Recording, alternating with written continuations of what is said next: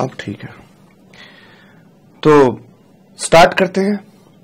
तो एक बार मैं फिर से करता हूं। नमस्ते जी, नमस्ते, क्या हाल चाल है आपके? सर जी हम तो बहुत अच्छे हैं, आप बताइएगा। हम भी बहुत बढ़िया हैं। प्रेम से बोलेंगे राधे राधे। ठीक है। दिवेंदु है, गौरी वाधवन है, समरेंद्र है, और अरे अरे अरे सभी को मेरा प्यार भरा नमस्कार। प्रेम से बोलेंगे राधे राधे। बहुत तेजी से भाग रहा है ये। और स्टार्ट करें? हाँ जी करो। तो ऑडियो वीडियो आई थिंक सबको ठीक आ रहा है, और अब मुझे आगे बढ़ जाना चाहिए।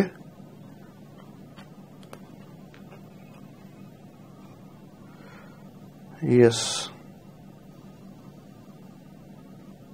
Yes yes. नहीं, क्या हो रहा है? आवाज क्यों नहीं कम हो रही इसमें से?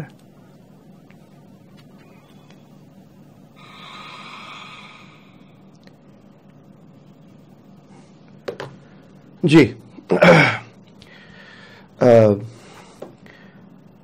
तो सबसे पहली बात तो यह है कि आप सीए फाउंडेशन अपना क्लियर करके, लाइक पास ही मान के चलूंगा मैं आपको। एंड दूसरा, जो डायरेक्ट एंट्री वाले बच्चे भी हैं उनका भी बहुत बहुत स्वागत है। और दूसरी बात यह है कि यहां पर आकर वास्तव में आपका जो सीए की पढ़ाई है, वो जो जर्नी है वो शुरू होती है अब। फाउंडेशन जो होता है वो तो एक प्रकार का ना एंट्रेंस एग्जाम होता है, थोड़ा खिलाने के लिए, दुलारने के लिए, प्यार करने के लिए होता है। असल सीए की आपकी डिस्कशन यहां से शुरू होती है। ठीक है। सभी जानते हैं कि आपकी नई स्कीम आ गई है, और नई स्कीम के अंदर बहुत सारी चीजें नई नई करी गई हैं। तो मैं एक काम करता हूं, मैं अपने बारे में बाद में बताऊंगा कि मेरा नाम सीए राजकुमार है, हमने कौन कौन से कांड कर रखे हैं अब तक लाइफ में। आपके बारे में भी बाद में पूछूंगा कि आपका नेचर क्या है, क्या खाते हो, क्या पीते हो, कैसे कैसे करते हो सारे काम। उन सभी बातों से पहले मैं आपसे चर्चा करता हूं अपने थोड़े सब्जेक्ट की। सब्जेक्ट की थोड़ी सी समझ अगर हमें आ जाएगी ना, तो उसके बाद आपको मैं भी समझ में आ जाऊंगा और आप मुझे समझ में आ जाओगे। चलें? Yes sir.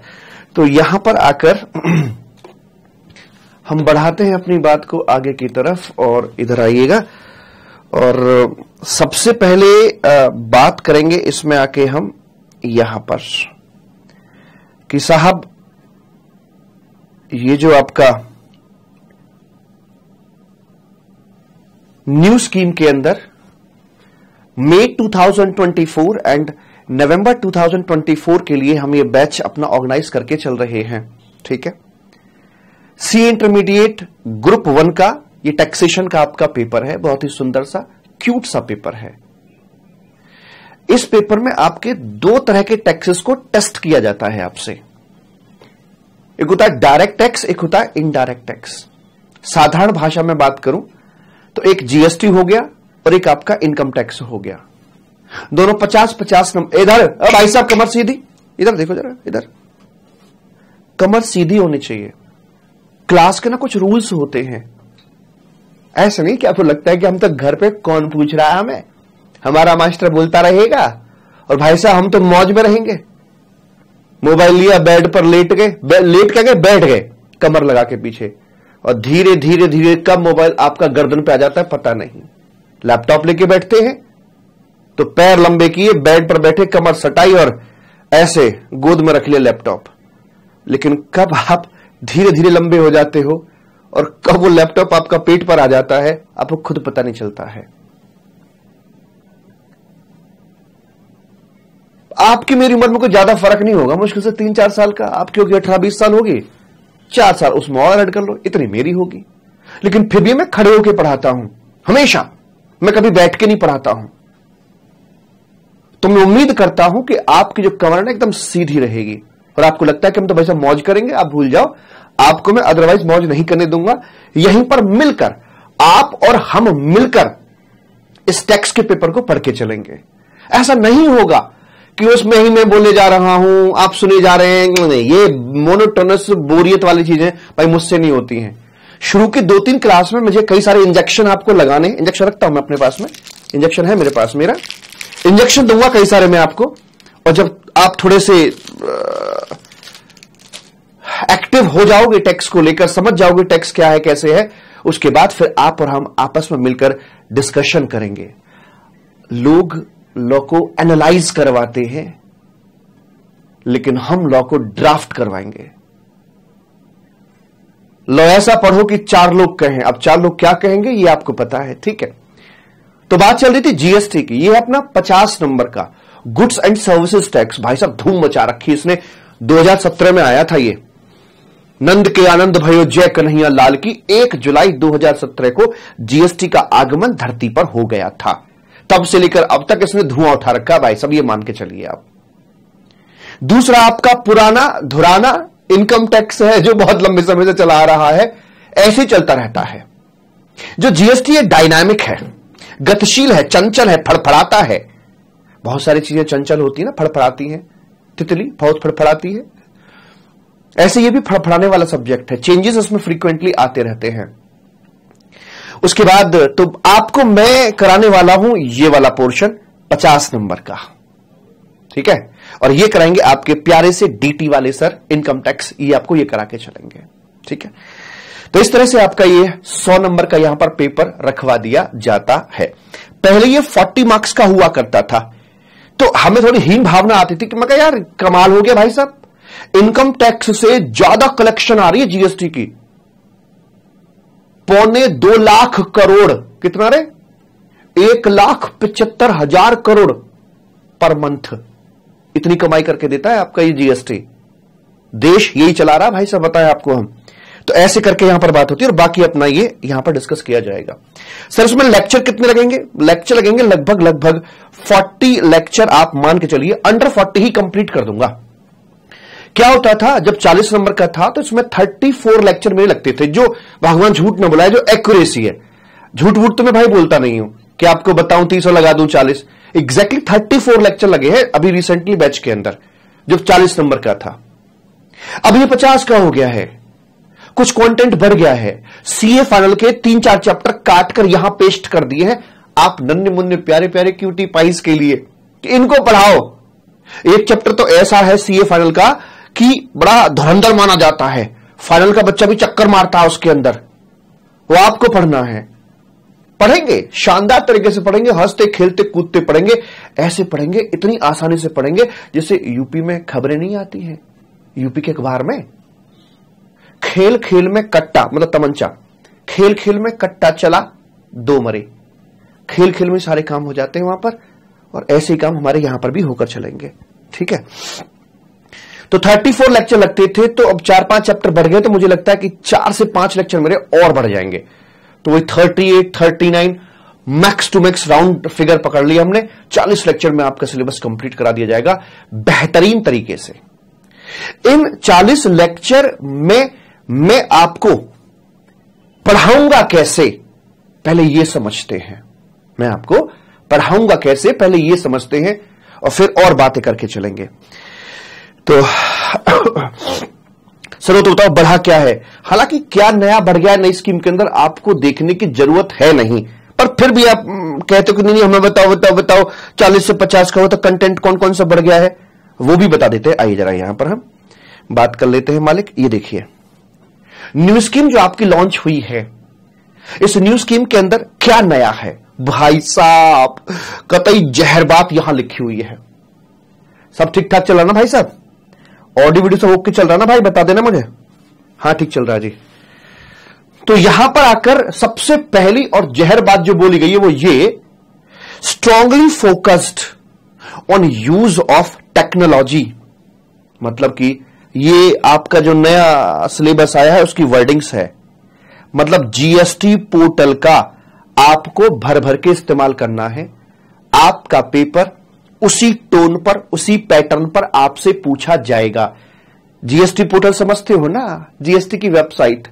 ऐसे इनकम टैक्स में आपका जो इनकम टैक्स का पोर्टल है ना भाई साहब, उसकी आपको जानकारी होनी चाहिए। आपको इनकम टैक्स रिटर्न फाइल करनी आनी चाहिए, आपको जीएसटी की रिटर्न फाइल करनी आनी चाहिए, आपको जीएसटी का payment website portal GST portal पे जाके पे करना आना चाहिए। एक ई वे बिल नाम का डॉक्यूमेंट होता है जो गुड्स के ट्रांसपोर्टेशन के लिए तैयार किया जाता है, वो डॉक्यूमेंट आपको बनाना आना चाहिए, कैंसिल करना आना चाहिए, और बहुत सारी चीजें होती हैं। क्लाइंट का रजिस्ट्रेशन जीएसटी में करवाने के लिए जीएसटी पोर्टल पर आपको पता होना चाहिए कैसे कैसे होता है, क्या क्या होता है, पूरा संपूर्ण ज्ञान आपको उसका होना चाहिए। वो इसलिए है क्योंकि इंटरमीडिएट क्वालिफाई करने के बाद आपकी आर्टिकलशिप शुरू होगी, ट्रेनिंग शुरू होगी। तो सी इंटरमीडिएट क्वालिफाई मतलब सेमी क्वालिफाइड हो गया मोटा मोटी भाई साहब। अब ऐसा बच्चा ट्रेनिंग करने जा रहा है ऑफिस में, तो क्या प्रिंसिपल सिखाएगा उसे? जो सीए फॉर्म का प्रिंसिपल है वो सिखाएगा क्या उसे कि जीएसटी पोर्टल पे रजिस्ट्रेशन ऐसे होता है? अरे भैया वो सिखाता कोई नहीं है, लाइफ के अंदर सारी चीजें खुद ही सीखनी पड़ती है। और अब सी इंस्टीट्यूट ने कह दिया कि नहीं, हम अच्छे वाले ट्रेनिंग भेजेंगे वहां पर सीए ऑफिस के अंदर और पहले से सिखवा के भेजेंगे। पहले दिन जब बच्चा वहां पहुंचेगा, हाजिर आओ रजिस्ट्रेशन करना लाइए, जीएसटी का पेमेंट करना, ओ भाई साहब क्या फटाफट तेज तर्रार बच्चा आया है, ऐसा चाहता है सी इंस्टीट्यूट। और मजे की बात यह कि सी इंस्टीट्यूट ने तो इसे अब आकर मई 2024 से मैंडेटरी किया है आपके सिलेबस के अंदर। हम तो इसे अप्रैल 2020 से अपने हर सीए फाइनल और इंटर के बैच में कराते रहे हैं। तो एक बात का विशेष ध्यान रखें, हम तो भर भर के करवाते हैं, 3-4 साल हो गए मैं करवाते करवाते, हमारा तो मन नहीं लगता बिना जीएसटी पोर्टल के।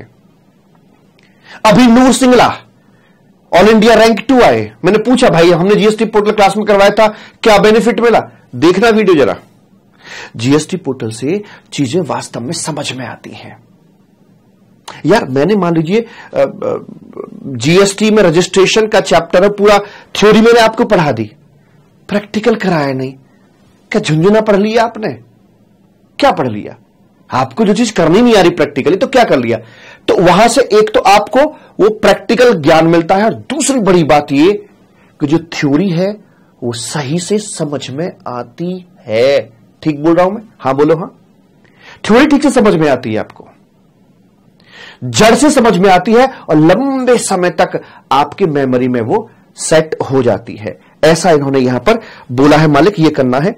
और ये चैप्टर्स आपके हैं, एक प्लेस ऑफ सप्लाई नाम का चैप्टर है, एक ये है, एक ये है और एक ये है। ये आपके कुछ चैप्टर्स हैं जो कि ऐड करे गए हैं, और क्वेश्चंस भी कह रहे हैं कि थोड़े बड़े क्वेश्चंस हम आपसे पूछकर चलेंगे। तो इस बात का विशेष ध्यान रखना, आपका कोई भी दोस्त, कोई भी फ्रेंड है, और कहीं से भी, मैं ये नहीं कह रहा कि भाई ये वाली क्लास लो, कहीं से भी कोई क्लास ले रहा है तो एक क्वेश्चन जरूर पूछें, क्या आपके टूथपेस्ट में नमक है? मतलब कि क्या आपकी क्लासेस में जीएसटी पोर्टल है? Because GST portal new scheme में फाइनल और इंटर दोनों के लिए मैंडेटरी कर दिया गया है। ठीक? Yes sir. मुझे बड़ी खुशी मिली इस चीज को देखकर। उसके बाद अब हम बढ़ते हैं आगे की तरफ, और यहां पर मुझे पास ये उसके मैसेज नहीं आ रहे हैं इस वाले। हाँ आ गए, ठीक है जी। ठीक है। और डाउट के रिप्लाई, हाँ बोलो ना, डाउट के रिप्लाई। एल्डाइन साइट पे नहीं हो रहा। अरे अभी तो रुक जाओ भाई, अभी यूट्यूब पे देखो ना, अभी फ्री वाला कंटेंट देखो यार। वो सारा जो पेड बच्चा है वो यहां जो ज्वाइन हो चुका है वो अच्छी बात है, और जो भी ज्वाइन नहीं हुआ है कोई बात नहीं। और आज तो मुझे क्या नाम है, ये बच्चा तो मेरा पेड है, इससे कम इससे ज्यादा बात करनी जो यूट्यूब पे आया हुआ है, क्योंकि इससे भी फीस लेनी बाकी है। ठीक है? हाँ बच्चा बता मुन्ना, कैसा है तू? हाँ ठीक है जी, तो सारा हो जाएगा, डोंट वरी, आप बिल्कुल भी परेशान ना हो, सब ठीक हो जाएगा। ठीक है? अच्छा जी। गाइज एलएमएस पे, हाँ गाइज, ओके गाइज, चले गाइज, हाँ गाइज चलो।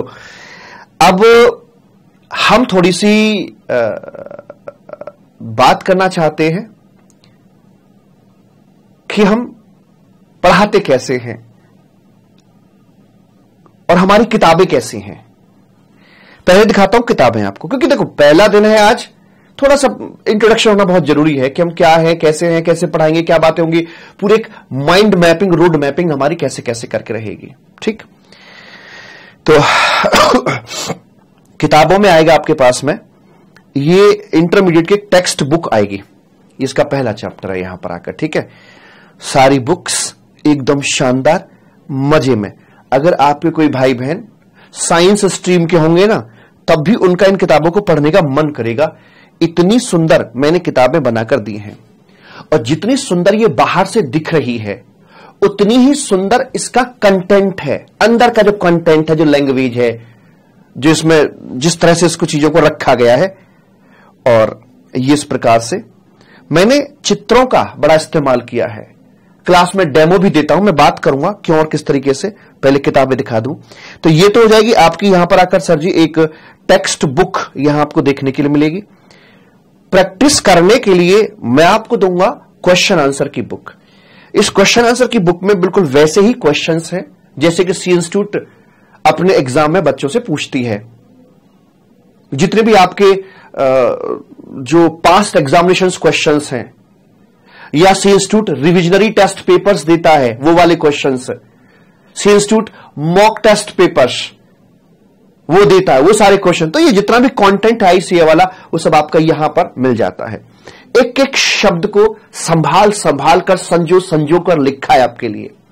अब तक की दी बेस्ट क्वेश्चन आंसर की बुक मेरी यहां पर ये तैयार हुई है ऐसे करके। तो काफी मेहनत इसमें लगी हुई है, और जितनी खूबसूरत दिखने में है उससे ज्यादा खूबसूरत इसका कंटेंट है, अंदर से पढ़ने में है। ठीक है जी, अच्छा जी। कब तक मिलेंगी किताबें? आईसीए मैट्रिक की लैंग्वेज ही है क्या? भैया सब बताएंगे, आप कतई चिंता मत करो, हमें पता है क्या क्या पूछोगे, कौन सी लैंग्वेज करनी है, कैसे प्रेजेंटेशन देनी है, क्या करना है। बस बाबा मतलब मैं, मुझे सुन लीजिए थोड़ी देर और देखो सारी क्वेरीज आपके अपने आप सॉर्ट आउट कैसे करता हूं मैं। ठीक, आजा मेरे बच्चा, मेरे कबूतर, मेरे भूरा, मेरे लाल। तो कोई कौन सा क्वेश्चन कहां से कि आईसीएआई मेटल का क्वेश्चन है आपका ये वाला, ठीक है, ऐसे करके। तो ये हो जाएगा जी आपका यहां पर क्वेश्चन आंसर की बुक, बहुत प्यारी सी, बहुत सुंदर सी, बिल्कुल कतई आपके जैसी, इतनी ही प्यारी इतने आप है। अब कुछ चीजें बड़ी बड़ी बड़ी होती हैं, और बड़ी बड़ी चीजों को हमें यहां पर आकर थोड़ा समराइज करने की जरूरत होती है। बच्चा कहता मुझे डायग्राम दे दो, डायग्राम चार्ट दे दो। तो एक हमारा डायग्राम आता है, नाम है जिसका बाबा की बूटी करके। देखिए टैक्स एक ऐसा सब्जेक्ट होता है, एक बात बता रहा हूं मैं आपको, मेरी बात को ध्यान रखना, चाहो तो रिकॉर्ड कर लेना जो मैं बोलने जा रहा हूं, कि जो टैक्स पेपर जिसे बड़ा बोर माना जाता है, इस टैक्स पेपर को आपके लिए आपका फेवरेट पेपर ना बना दिया ना तो लानत है हमारे ऊपर चाहिए। जिस दिन लास्ट लेक्चर डिलीवर कर रहा हूंगा उस दिन ये टैक्स, ये जीएसटी तुम्हारे ब्लड में इंजेक्ट ना कर दिया तो कहना लास्ट क्लास में ब्लड टेस्ट करवा लेना, जीएसटी पॉजिटिव आएगा, ये मेरा वादा है आपसे। हंसते खेलते कूदते हुए तुम्हें मिनी लॉ मेकर ना बना दिए तो कहना मैं ये नहीं करूंगा, हाँ भैया ये लिखा ये लिखा ये लिखा, पढ़ो पढ़ो, अब इसका मीनिंग ये ऐसी की तैसी किताब रहेगी भाई साहब साइड में, ये लो, किताब की बात नहीं करेंगे हम मास्टर थोड़े दूसरे किस्म के हैं। पहले आप और हम एक ऑब्जेक्ट सामने रखेंगे, उसके संबंध में एक समस्या सामने रखेंगे, आप और हम मिलकर उसमें मेहनत कर रहे होंगे, लॉ ड्राफ्ट कर रहे होंगे, बना रहे होंगे कि भाई कैसे होना चाहिए, क्या होना चाहिए, एंड ऑल दोस थिंग्स। फिर एक कंक्लूजन पे पहुंचेंगे, जब कंक्लूजन पे पहुंच जाएंगे तब खोलेंगे किताब कि ये लॉ मेकर क्या कह रहा है, और 90% केसेस में हम लोग एकदम सही होंगे। प्रेम से बोलेंगे राधे राधे। ऐसे हम ड्राफ्ट करेंगे, एनालिसिस से ऊपर की बात करके चलेंगे हम। ठीक, तो ये मिलेगा आपको यहां पर डायग्राम। इस डायग्राम को बाबा की बूटी के नाम से बुलाते हैं। टैक्स में होता क्या है, मल्टीपल प्रोविजंस होते हैं, बिखरे बिखरे बिखरे बिखरे बिखरे बिखरे ऐसे करके होते हैं मालिक। उस बिखरे हुए प्रोविजन को अगर हम समेट नहीं पाए तो वहीं से ऐसी की तैसी हो जाती है भाई साहब। उनको समेटने के लिए इकट्ठा करना जरूरी है। तो मेरा जो पैटर्न रहेगा, मैंने यहां पर ना ये गेट बना रखे हैं, gate number 1, gate number 2, gate number 3, gate number 4, gate number 5, फिर यहां से बॉक्स है। मेरा पूरा जीएसटी ऐसे राउंड राउंड घूमता है, राउंड राउंड घूमता है। कोई भी सिचुएशन, कोई भी क्वेश्चन जब आएगा तो मेरा सिर्फ एक सिंगल पैटर्न रहेगा, चीजों को लिंक करके पढ़ाने का। ऐसे गोल गोल करके हम चीजों को पढ़ेंगे और समझेंगे मालिक, जिससे कि चीजें हमारे दिमाग में सेट हो जाएंगी अच्छे से। एक छोटी सी बात बताइए, जब आप सीए बन जाते हैं तो आपसे जो कोई क्वेश्चन पूछने आएगा, क्या किसी पर्टिकुलर चैप्टर की क्वेरी पूछने आएगा, इसमें क्या लिखा है? नहीं। जो आपके पास क्लाइंट आएगा ना, वो किसी पर्टिकुलर सेक्टर से आएगा। जैसे मान लीजिए ट्रांसपोर्टेशन सेक्टर का बंदा आ गया, या कमर्शियल कोचिंग या ट्रेनिंग का कोई बंदा आ गया जो आपसे सलाह मांगने के लिए आया है, या कंस्ट्रक्शन फील्ड का कोई बिल्डर आपके पास आ गया, भैया मेरा जीएसटी कम करवाओ, तो आपको पता होना चाहिए कि जीएसटी लॉ के अंदर कंस्ट्रक्शन फील्ड से जुड़ा हुआ क्या क्या मसाला है। पहले वो मसाला आपको एक्सट्रैक्ट करना पड़ेगा, फिर उस मसाले में आपको चीजें सेट करनी पड़ेंगी और उसकी जीएसटी लायबिलिटी को मिनिमाइज तभी तो कर पाओगे। तो आपको चीजों को एक्सट्रैक्ट करना आना चाहिए, और एक्सट्रैक्ट करने के लिए ही मैंने ये पूरा सिस्टम यहां पर बना रखा है कि आप कोई सा भी फील्ड, कोई सा भी सेक्टर, कोई सी भी ट्रांजैक्शन ले आइए, यहां पे रखिए, गोल गोल घुमाइए और शानदार तरीके से आपके सामने एक बेहतरीन वाली पिक्चर आ जाती है। और हम ये डे 1 से ही अपना इसी पैटर्न पे काम करके चलेंगे। प्रेम से बोलेंगे राधे राधे। ठीक, एक डायग्राम ये हो गया। एक और डायग्राम आता है, नाम है इसका हमारा एग्जम्पशन करके आता है मालिक, और ये रहा। यहां भी बहुत सुंदर सा डायग्राम आपको देखने के लिए मिलेगा कि अलग अलग सेक्टर्स में, अलग अलग एरियाज में बहुत सारी एग्जम्पशंस होती हैं, तो उनको यहां पर मैंने कंसोलिडेट आपके लिए किया हुआ है। In addition to this, one of the chart book, मतलब पूरे के पूरे आपके जीएसटी की एक चार्ट बुक मुश्किल से 22-25 पेजेस के अंदर वो मेरा काम चल रहा है, तैयार हो रही है, उसका पीडीएफ भी मैं आपको अवेलेबल करवा दूंगा ऐसे करके मालिक। ठीक, तो ये रहा हमारा कंटेंट की किताबें, आपको क्या क्या मिलेंगी कैसे। तो टेक्स्ट बुक हो गई, साथ में प्रैक्टिस के लिए क्वेश्चन आंसर की बुक हो गई, और उसमें सारा सी इंस्टीट्यूट का ही कंटेंट है, जैसे क्वेश्चंस पूछे जाते हैं, जो केस स्टडी टाइप क्वेश्चंस पूछे जाते हैं, वो सब उसके अंदर लिखे हुए हैं, और हमारे चार्ट्स हो गए ऐसे करके मालिक। ठीक, ये हो गई किताबें। अब आगे बात करते हैं कि आखिरकार हम इन चीजों को पढ़ेंगे तो पढ़ेंगे कैसे। थोड़ा सा अपने बारे में बता दूं, फिर आपके बारे में पूछता हूं आपसे मैं। ठीक है, तो हमारे बारे में ये है, टेक्स्ट की बात अब बाद में करेंगे, पहले अपने बारे में बता दें हम। ये रहा, हम कैसे कैसे बात करेंगे मालिक, और हमने जीवन में अब तक क्या क्या कांड किए हुए हैं, वो सब मैं आपको 1 बाय 1 बता रहा हूं। यहां इस बैच के अंदर 5 यूनिक फीचर आपको मिलेंगे। यूनिक का मतलब यह है जो कहीं और नहीं मिलेंगे। यस, वो भी गारंटीड। 5 ऐसे फीचर जो आपको कहीं और मिलने वाले नहीं हैं, यूनिक है। कंसेप्ट, क्लैरिटी, लिंकेज कराना, वो सब तो होता ही होता है, हर जगह मिल जाएगा आपको, लेकिन ये 5 यूनिक फीचर्स हैं आपके। नंबर 1, जीएसटी पोर्टल का भर भर के यूज। कैसे भला, मैं आपको बताता हूं। देखिए, ये रहा साहब आपका यहां पर जीएसटी का पोर्टल, और यहां पर हम इस पे आ जाते हैं। अभी इसमें हमारा प्रॉपर लॉगिन नहीं हुआ है, लॉगिन होगा आपका यहां से। मेरी ना अपनी खुद की 2 कंपनीज हैं, उन 2 कंपनीज के डेटा के साथ मैं आपके साथ प्ले करता हूं, मैं लॉगिन करके दिखाता हूं। ये जीएसटी का पोर्टल है आपका। अगर आपकी उंगलियों पर ये पूरा पोर्टल ना नचा दिया तो कहना। अगर आपका प्रिंसिपल आपको ऐसे गले में ना भर ले, कह दे मेरा बच्चा, मेरा कबूतर, तू कहां था अब तक, तो कहना। तो यहां पर हम इसे लॉगिन करते हैं, और यहां पर आकर एकदम ऐसा बना के भेजूंगा, चटक चंट चालाक। और ये हो गया जी आपका 97, कैप्चा बताना क्या है भाई, 971 है ना, हाँ जी 1 है, और 3 हो गया, ये क्या 994। अब देख लेना, तुम्हारी जिम्मेदारी होगी, गलत हुआ तो मेरी कोई जिम्मेदारी नहीं होगी। यस, मैंने कर दिखाया। तो यहां पर हम आ जाते हैं, और आने के बाद आज इसका रूप बदल गया है। ये कुछ ब्लू टैप्स हुआ करते थे जो काले काले इन्होंने कर दिए, ये चेंज होता रहता है दरअसल अपना। ठीक है, हाँ सर, आपके वेबसाइट पर मैं क्लास ज्वाइन नहीं कर। अच्छा, जो बच्चे आज ऐप के ऊपर या वेबसाइट के ऊपर क्लास ज्वाइन नहीं कर पाए हैं, चिंता बिल्कुल ना करना।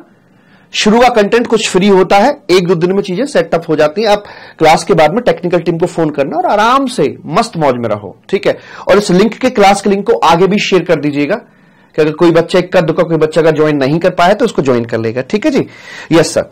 तो यहां पर आकर मेरे पूरा देख, मैं तुझे कैसे कैसे पढ़ाऊंगा, सुन ले मेरी बात, समझ ले। यहां पे आके देख सब। अच्छा, एक बात और बता दूं, पता यार, हमसे ना ये चुटकुले पुटकुले जो होते हैं ना, ये सब हम नहीं करेंगे, क्योंकि हमारे सब्जेक्ट में इतना रस है, इतना रस है, इतना रसीला, एकदम रंगीन है आपका जीएसटी कि अदरवाइज एडिशनल चुटकुलों की हमें जरूरत ही नहीं पड़ती है।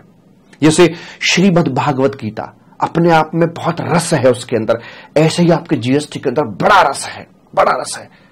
मैं कह रहा हूं कि इवन सिंगल क्लास के अंदर आपको किसी एक्सटर्नल चीज की जरूरत नहीं पड़ेगी। यहां पर किसी जोक मार दिया या डबल मीनिंग में कुछ बातें कर दी, इन चीजों की जरूरत ही ना पड़ती भाई साहब। इतना रसीला है ये, यहीं से ना हट पाओगे तुम। कैसे भला?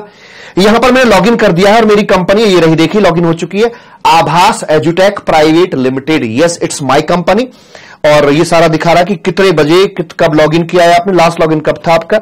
लास्ट लॉगिन में तो चलता रहता है, कल था ये 20 जुलाई को 7:07 पर लास्ट मैंने लॉगिन किया था इसमें आके। तो सर्विसेज में सबसे पहला पॉइंट आता है आपका यहां रजिस्ट्रेशन का। जैसे मैं सॉरी रजिस्ट्रेशन पे क्लिक करूंगा ना भाई, मेरे इतने सारे सब टैब मेरे सामने खुल जाते हैं। कैसे करके भला? सबसे पहले आएगा ओहो नया रजिस्ट्रेशन कराने आए हो। हमने कहा हाँ मैं नया रजिस्ट्रेशन कराने के लिए आया हूं। मैं नए रजिस्ट्रेशन पे आके क्लिक करता हूं, मेरे सामने फॉर्म खुल जाता है।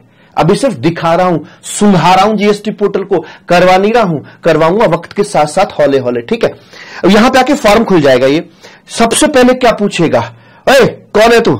आई एम, मैं एक टैक्स पेयर हूं, मैं एक टैक्स डिडक्टर हूं, मैं टैक्स कलेक्टर। ये सारे नाम अभी आपके लिए बड़े नए नए आ रहे होंगे ना, कोई बात नहीं है। मैं यहां लिखता हूं मैं भैया टैक्स भरने वाला व्यक्ति हूं, मैं वो लिख दिया मैंने यहां पे आके, क्योंकि एक साथ पूरे पोर्टल को आप नहीं समझ पाएंगे, ग्रेजुअली धीरे धीरे धीरे धीरे। जैसे इसमें अभी आपने एक नाम समझ पाते हैं टैक्स पेयर, आगे के नाम क्या लिखे हुए हैं, टैक्स डिडक्टर, कलेक्टर, कौन सा कलेक्टर आ गया पता नहीं, GST practitioner, non resident, United Nations consulate, लेकिन समझा सारे दूंगा ओवर द पीरियड। ऑफिस में जाओगे ना यार, तुम्हारा ऑफिस के लिए तैयार करके मैं भेजूंगा आपको। हाँ नीला, जैसे बचपन में मम्मा भेजती थी ना इसको निला धुला के, मांग निकाल के, बाल काट के, तेल लगा के मुंह पे, ऐसे मैं आपको भेजूंगा आपके ऑफिस में तैयार करके एकदम शानदार वाला। तो यहां पे भाई कौन से स्टेट में रजिस्ट्रेशन लेना चाहते हो ये बताइए। हमने कहा भैया जी हम तो गोवा में ले लेंगे रजिस्ट्रेशन, गोवा में, दिल्ली में तो बहुत रजिस्ट्रेशन ले लिए, गोवा में लेते हैं भाई साहब, वहीं रहेंगे, वहीं धंधा करेंगे अपना चल के अब हम। ठीक है, गोवा के कौन से डिस्ट्रिक्ट में बोलिए? नॉर्थ, अच्छा दो ही है इसमें, north Goa sorry north Goa या साउथ गोवा, कौन सा पसंद है बताइए आपको, नॉर्थ या साउथ? सर जी नॉर्थ पसंद है। चलो ठीक है, कलंगूट बीच पे। यहां पैन नंबर क्या है, ये परमानेंट अकाउंट नंबर, नाम क्या है अपना, एड्रेस, ईमेल आईडी, ओटीपी वगैरह। तो ऐसे कर करके हम अपना रजिस्ट्रेशन यहां पर करके चलते हैं मालिक। इस प्रकार की बातें यहां पर करी जाती हैं। ठीक है जी।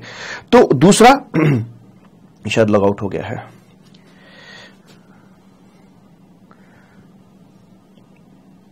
तो 372277 ना ये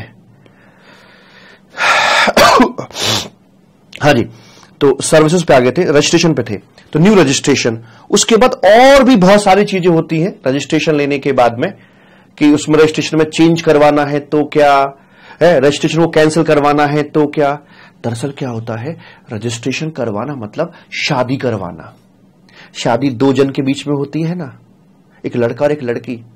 ऐसे ही जो टैक्स भरने वाला व्यक्ति होता है वो यहां पर लड़का होता है, और टैक्स लेने वाला जो टैक्स डिपार्टमेंट है वो लड़की होता है, कन्या होता है। इन दोनों की शादी होती है यहां पर आकर। तो नई नई शादी हुई है, शादी के बाद कुछ छोटी मोटी नोक झोंक होती, लड़ाई झगड़े होते हैं, फिर तलाक भी हो जाते हैं। तलाक के बाद कभी कभी दोबारा शादी फिर से हो जाती है। वो सारा सिस्टम आपका यहां पर देखने को मिलेगा। एक एक टैब को आपको समझाऊंगा प्रैक्टिकली, क्योंकि मेरी कंपनी का असली डेटा के साथ खेलेंगे, कोई डमी डेटा के साथ हम नहीं खेलने वाले। यहां लेजर्स है, कई प्रकार के ऑनलाइन लेजर्स बने हुए होते हैं पोर्टल पर, उनकी जानकारी हम लेकर चलेंगे। फाइलिंग ऑफ रिटर्न, रिटर्न क्या होती है सर? हम जो भी अपना कारोबार कर, इनकम टैक्स की रिटर्न फाइल नहीं होती ऐसे, वो साल भर में होती है। हमारे जीएसटी के अंदर हर महीने के महीने रिटर्न फाइल होती हैं।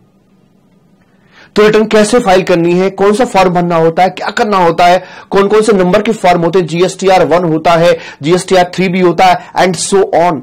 वो सारे फॉर्म कैसे कैसे भरे जाने होते हैं, उन सब की चर्चा यहां पर करी जाएगी। सब सिखाऊंगा रिटर्न फाइल करना, कि रिटर्न फाइल कैसे करते हैं। रिटर्न का मतलब हो गया जो भी हम अपना काम धंधा कर रहे हैं ना, उस काम धंधे की एक झलक, एक समरी के पूरे महीने में हमने क्या कांड किया, उस कांड की समरी बनाकर हमें सरकार को सूचना देनी होती है कि भैया ये हमने काम किया है। हर महीने टैक्स भरना पड़ता है हमें, कि ये हमारा हिसाब और ये रहा हमारा हिस्सा। पत्नी नहीं मांगती भाई, पत्नी पति से क्या मांगती है? दो चीजें, एक हिस्सा और एक हिसाब, तो वही चीज हमें देनी होती है यहां पर। हिस्सा मतलब जीएसटी का पेमेंट करना और हिसाब मतलब उसका फाइलिंग ऑफ रिटर्न करना। ये दो चीजें हमें देनी होती हैं। अगर दो चीजों में से नहीं देंगे तो दिक्कत पड़ जाएगी। जीएसटी का पेमेंट कैसे करोगे, वहां पर चालान कैसे क्रिएट करोगे, हिस्ट्री कैसे चेक करोगे, इंस्टॉलमेंट में पेमेंट कर रहे हैं तो क्या होगा, वो सारी बातें यहां से सीखेंगे हम, है ना। बड़ा मजेदार होगा। देखो ना, जैसे यहां पर चालान क्रिएट करो भाई, तो अब चालान क्रिएट करते समय क्या क्या करना होता है, कैसे कैसे अमाउंट भरना होता है, कहां कहां जाएंगे, नेट बैंकिंग कैसे करेंगे, दूसरी वेबसाइट पर कैसे जाएंगे, एंड ऑल दोस थिंग्स आपको सब का सब यहां सीखने के लिए मालिक मिलेगा। तो मैं आपको बस यही बताना चाहता हूं मेरे भूरा, जैसे हम कर देते ना यहां पे आके प्रोसीड्स कीजिए, तो ये सारा चालान भरना सीखेंगे हम लोग, और इसी पर बेस्ड आपका क्वेश्चन पेपर आपसे पूछा जाएगा। आई होप यहां तक आपको समझ में आ गई होगी। डे 1 के लिए इतना काफी है कि हम ये सारी बातें सीखेंगे। आगे है user services, refunds, E way bill system and all. Complete knowledge होगी आपको जीएसटी पोर्टल की वैसे करके। हम तो इवन पहले से कराते आए हैं, सेल्स टूटने से अब मैंडेटरी किया है यहां पर आकर। तो पहला यूनिक फीचर तो ये हुआ जो आपको कहीं और नहीं मिलने वाला है। कोई नहीं कराता जीएसटी पोर्टल को, प्रभु कृपा से सिर्फ हम ही कराते हैं। ठीक, तो जब भी क्लास बाय करें तो देख लें कि क्या आपके क्लासेस में जीएसटी पोर्टल है, क्या टूथपेस्ट में नमक है। लाइव डेमोज, हम कठिन कॉन्सेप्ट को समझाने के लिए इस प्रकार के डेमोन्स्ट्रेशन क्रिएट करके चलते हैं। यह कोयले की खान से संबंधित कुछ जीएसटी का सीन था बड़ा कठिन, समझाओ तो समझ में ही ना आए, बच्चा क्वेरी पूछे, हमने कहा ऐसे कहते चलो कोयले की खान में ही चलते हैं। वहीं पहुंच गए, कालिया, सांभा, अरे वो सांभा कितने आदमी थे गिन लीजिए, वहीं पहुंच गए, उसी जगह पहुंच गए पहाड़ियों में जाके। वहां जाके एक एक चीज को समझाया बारीकी से। एक बात मेरी ध्यान रखना, लाइफ के अंदर हमारा दिमाग जो होता है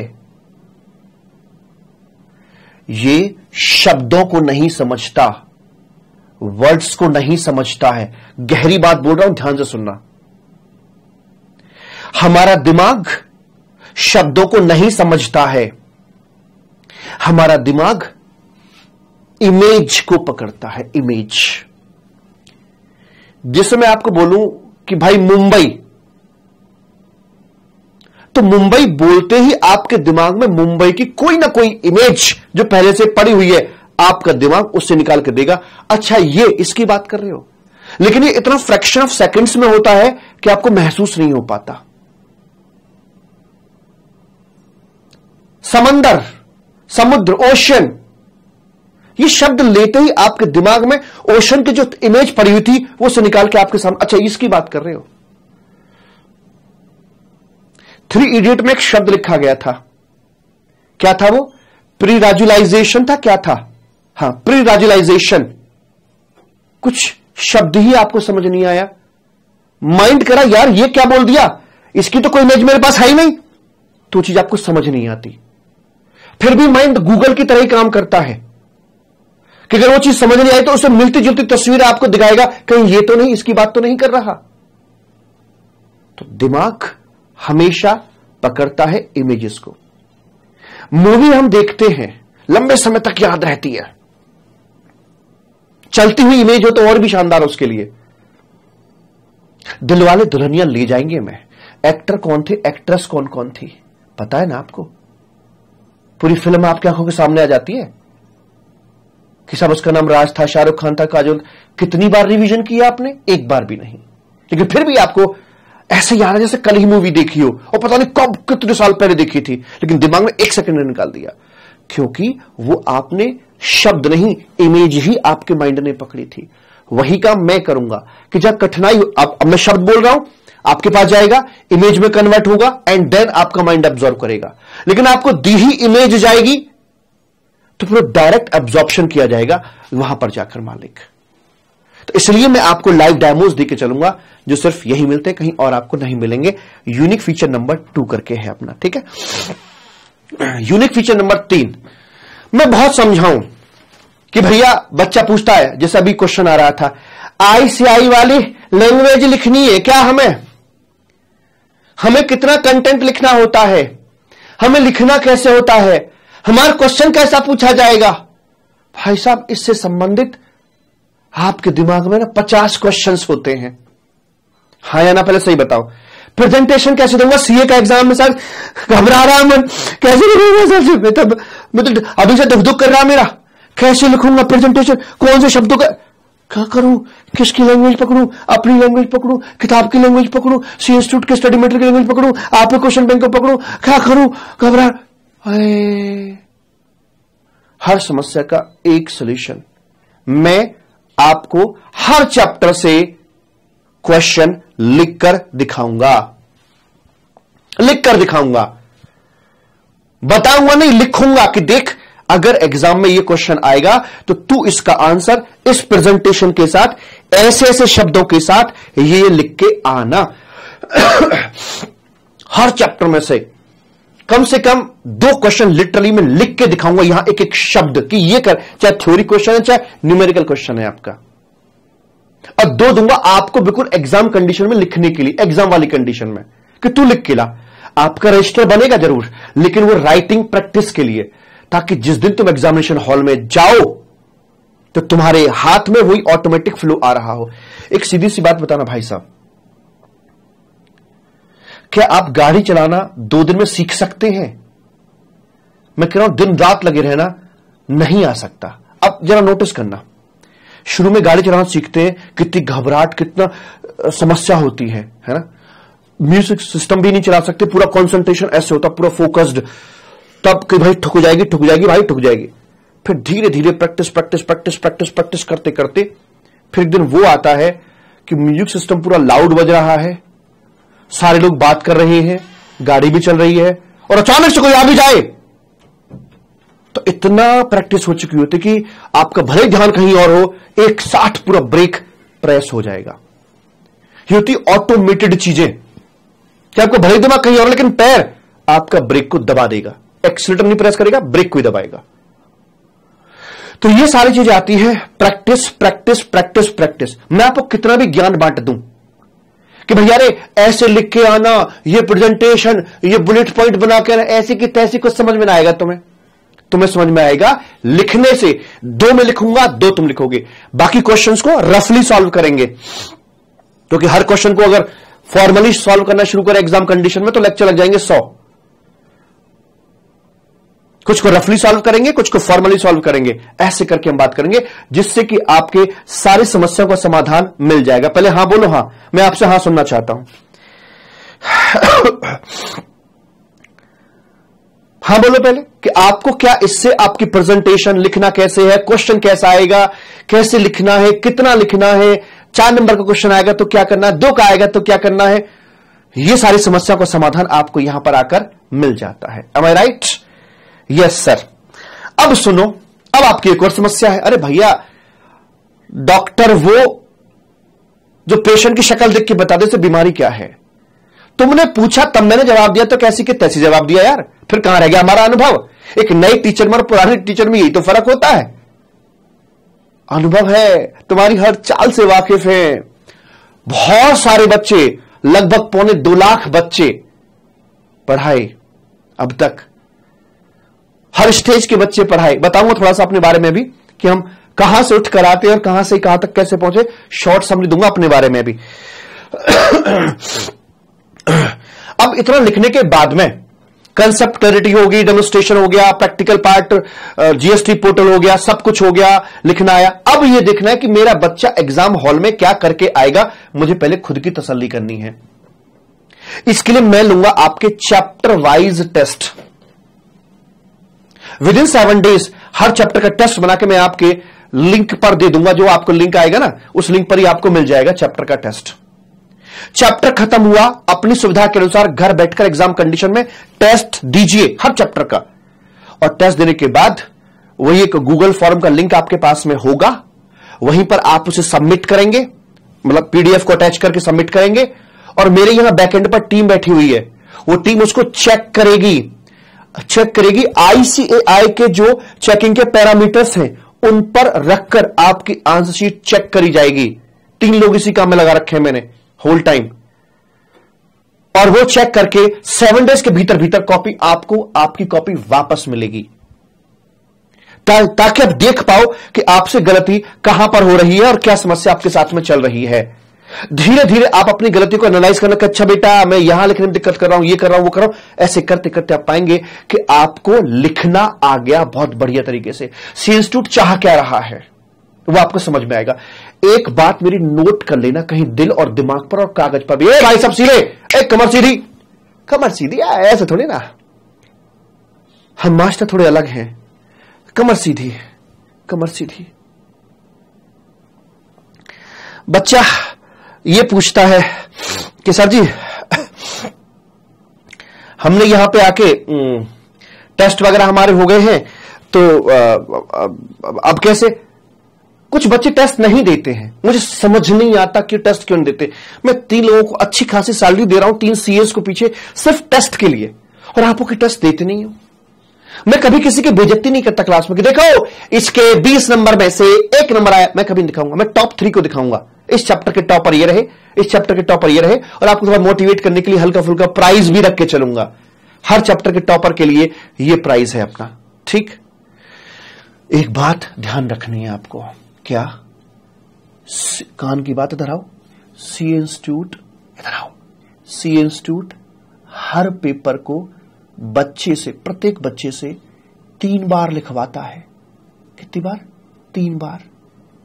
हर बच्चे से पेपर को 3 बार लिखवाएगा, मतलब 3 बार लिखवाना है। चॉइस आपकी है।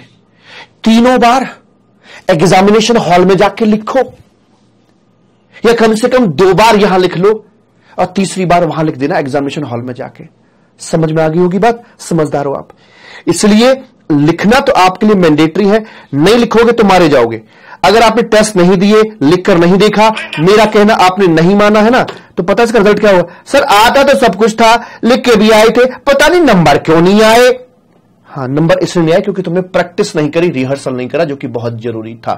तो आज आप मुझसे वादा करो और कसम खाओ कि यस सर हम सारे टेस्ट देंगे, और सारे टेस्ट अगर दोगे ना तो भाई तुम्हारी एग्जामिशन कम से कम ना आए, कम से कम 60 नंबर ना आए तुम्हारे, तो मुझसे कह जाना कि गारंटी देता हूं, जाओ धिक्कार जाना मुझे अगर तुम्हारी एग्जामिशन ना आ जाए तो।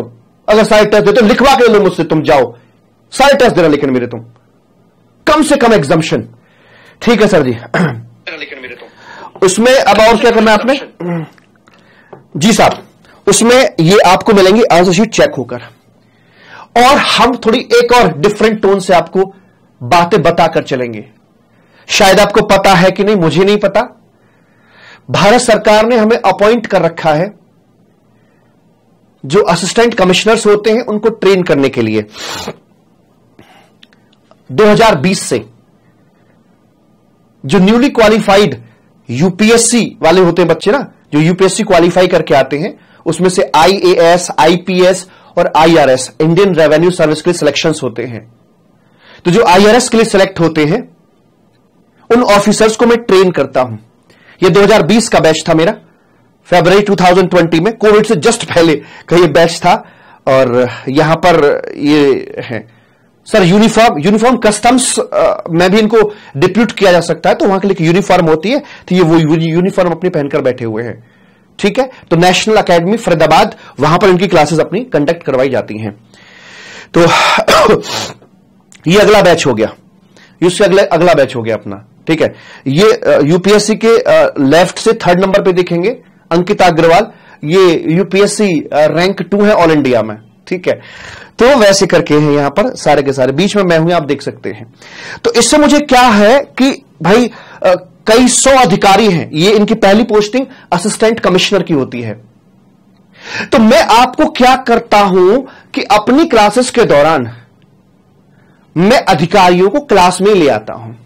अभी पीछे मैं पुणे में गया था फेस टू फेस बैच पढ़ाने के लिए, वहां पर मेरा फेस टू फेस बैच होता है, करीब 700-800 बच्चे बैठते हैं क्लास में। वहां पे बच्चे बोले हम टैक्स ऐसे चोरी कर लेंगे, हम ये कर लेंगे, हम आग लगा देंगे, चीर देंगे। आप जैसे बच्चे भैया मन में बड़े बड़े उबाल आ रहे थे, जीएसटी को लगा कि हम तो बहुत समझ में आ गया भाई साहब, हम तो ये प्लानिंग कर डालेंगे, ये चोरी कर लेंगे, डिपार्टमेंट कैसे पकड़ेगा।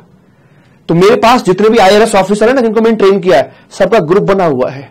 मैंने मैसेज डाला, मैं बताओ भाई पुणे में पोस्टिंग किसकी है? एक का फोन आया, कह रहे मेरी पोस्टिंग है चाकंड डिवीजन में। मैं कैसा है, कल हमारी क्लास में आ जाओ, बच्चे हमारे ज्यादा कूद रहे हैं। कहे ठीक है सर, आ जाते हैं। नेक्स्ट डे सीन ये था, Kumar Ambrish, assistant commissioner GST, Pune Chakan division. ठीक है, ये क्लास थी, ये एक राइट साइड है, ये क्लास की लेफ्ट साइड है। ठीक है तो यहां पर बुला लिया उनको और पूछवाया, बच्चों ने कहा भाई खड़े हो जाओ, और ये बिल्कुल मत मानना कि सब असिस्टेंट कमिश्नर हैं, बिल्कुल मेरी तरह मान के जितना मुझसे खुले हुए हो आप वैसे ही बात करना इनसे भी आकर। ठीक है, बच्चों ने 1 घंटे भाई साहब क्वेश्चन की झड़ी लगा दी, क्योंकि टेबल के उस पार क्या होता है, डिपार्टमेंट के पास कौन कौन से सॉफ्टवेयर हैं, कौन कौन से टूल्स होते हैं, उन सबकी जानकारी भी हमको मिलती है। डिपार्टमेंट क्या चाहता है सीए से, उनके एंगल से जीएसटी कैसा होता है, वो सब भी हम करके चलते हैं। ये जॉइंट कमिश्नर हैं। क्लास में इनको बुलाया, रेड कैसे डालने जाते हो, रेड डालते हो तुम्हें पता कैसे लगता है, तुम्हारी टीम कौन बनाता है, अंदरूनी और क्या क्या बातें होती है, तुम चेक कैसे कर लेते हो सारी चीजों को। He is joint commissioner now, as of now ये एडिशनल कमिश्नर हो चुके हैं श्री नरेंद्र यादव जी, रेड स्पेशलिस्ट। तो हम अधिकारियों को अपनी क्लासेस के अंदर ले आते हैं ताकि दूसरी साइड भी हम देख सके, और ये सब होता है विद इन 40 लेक्चर्स, सारा खेल 40 लेक्चर के अंदर आपका ये हो जाता है। तो ये था आपका 5वां यूनिक फीचर जो कहीं और आपको मिलने वाला नहीं है। तो मैंने आपको फीचर्स वो बताए हैं जो कहीं और नहीं मिलेंगे। इतनी सारी मेहनत जब करते हैं, नॉट ओनली मी, मैं मेरी तरफ से पूरा एफर्ट डालता हूं, फिर आपके उसमें साथ में एफर्ट जुड़े हुए होते हैं, और ये सब जुड़ने के बाद रिजल्ट जो आता है वो क्या, 10 बार ऑल इंडिया रैंक 1 आ चुकी है आप ही के बीच में से, हमारे बच्चे की 10 बार। अभी पीछे यहां पर ये नूर सिंगला AIR 2 थे, ये AIR 1 शायद चेन्नई साइड से थी, कहां से थी उसका तो पता ही नहीं कहां से थी वो तो मैं तो इसी को AIR 1 मानूंगा। तो नूर सिंगला, इससे पहले ऑल इंडिया रैंक 1 दीक्षा गोयल, वो भी आप ही क्लास में से हैं। उनसे पहले अर्जुन मेहरा रैंक 1, सब यहीं से पढ़े हुए हैं, सबका ठिकाना एक ही जगह पर है। ठीक है जी, तो यहां पर आकर ही हमारी बात होती है। तो 10 बार तो हो गया ऑल इंडिया रैंक 1, और 11 बार हमारे सब्जेक्ट में बच्चे ने ऑल इंडिया टॉप किया है, 11 बार, जिसमें लेटेस्ट आप देख सकते हैं ये रहे नितिन जैन, ये सीए फाइनल में थे, मतलब 94 marks, all India ever highest marks indirect tax के इतिहास में, इससे मार्क्स ज्यादा कभी नहीं आए, और ऑल इंडिया रैंक 2 थी इनकी, है ना। ये ऑल इंडिया टॉपर 10, ये थे 11वीं बार के all India toppers, highest marks. 10वीं बार के ऑल इंडिया टॉपर ये रहे, और उससे पहले के अलग अलग टाइम के जो ऑल इंडिया टॉपर रहे हैं अपने अपने समय पर, उन बच्चों की लिस्ट ये है। और ये सिलसिला आज से नहीं चल रहा, मई 2013 में पहला मेरा बच्चा वो आया था जिसने ऑल इंडिया टॉप किया था, जब आपकी उम्र महज रही होगी 10 साल पहले, करीब वही 8-10 साल के आप स्कूल जाया करते थे, उस समय से बच्चे टॉप करते आ रहे हैं। प्रेम से बोलेंगे राधे राधे। ये मैं मेरी कलाकारी नहीं मान रहा, मेरे ऊपर तो राधा रानी की कृपा है, मैं नहीं बोल रहा, मेरे अंदर से कोई और ही बोल रहा है, और राधा रानी की कृपा है वो जो बोल रही है। मैं जब भी क्लास में आता हूं ना, मैं पता क्या बोल के आता हूं, देख मैंने जो करना था राधा रानी कर लिया, अब स्टेज पे जाके तुझे खड़ा होना है, मैं कुछ नहीं करूंगा, जो बोलना खुद बोलना, मैं फ्री हूं, मैं काम नहीं करूंगा, तुम्हें करना है। कर्म मैंने कर लिया, बोलती वो है, मैं नहीं बोलता हूं। ठीक है जी, तो ये 5 यूनिक फीचर्स हमारे कौन कौन से, एक बार फिर से गिनवा दूं। जीएसटी पोर्टल का भरपूर यूज, लाइव डेमोन्स्ट्रेशंस कठिन कॉन्सेप्ट के लिए, लिख कर प्रैक्टिस करेंगे, चैप्टर वाइज टेस्ट होंगे, और ये भी हम यहां पर इन्वॉल्व करके चलेंगे, जिससे पूरा पैकेज हमारा यहां पर आकर तैयार हो जाता है। प्रेम से बोलेंगे राधे राधे। ठीक साहब, हाँ एक बात जरूर पूछना, 5 यूनिक फीचर्स के बारे में, क्लास बाय करने से पहले इन फीचर्स को जरूर टेस्ट करें, और सबसे महत्वपूर्ण है जीएसटी पोर्टल का यूज। इतना सारा कुछ हो गया जी हमारा, अब आगे बढ़े सर। हाँ आगे बढ़िए सर, हमारा पेपर कैसा आएगा उसकी भी झलक दिखा दो। देखो 40 से 50 नंबर का हो गया है, तो कुछ कंटेंट तो आपका बढ़ेगा, ठीक है, लेकिन फिर भी मैं आपको मई 2023 का पेपर दिखाता हूं। यहां पर मई 2023 का पेपर, हालांकि वो 40 नंबर का है, ओल्ड स्कीम का है, बट लगभग कुछ ऐसा ही दिखने में आएगा, लगभग थोड़ा बदलेगा, बट फिर भी एक झलक दिखा रहा हूं, क्योंकि मेरे पास नई स्कीम का पेपर तो है ही नहीं ना। इसमें आपके ना 30% तो एमसीक्यूज होते हैं। क्या बोला? 30% आपके एमसीक्यूज यहां पर होते हैं मालिक, ठीक है, और 70% जो होता है ना वो आपका डिस्क्रिप्टिव पेपर होता है। एमसीक्यू का गोली तो लगाने होते हैं आपको, तो ऐसे मान के चलिए 50 नंबर का जीएसटी हो गया, तो उसमें से 30% हो गया, 15 नंबर के एमसीक्यूज होंगे, 35 के आपके होंगे डिस्क्रिप्टिव टाइप क्वेश्चंस यहां पर आपके आ रहे होंगे, वैसे करके मालिक। ठीक है, हाँ सर जी एकदम ठीक है, वेरी गुड। अच्छा जी, तो पहले यहां पर बोलते हैं आपका इनकम टैक्स का पोर्शन पार्ट ए में दे रखा होता है, और फिर आपका यहां से शुरू होता है मालिक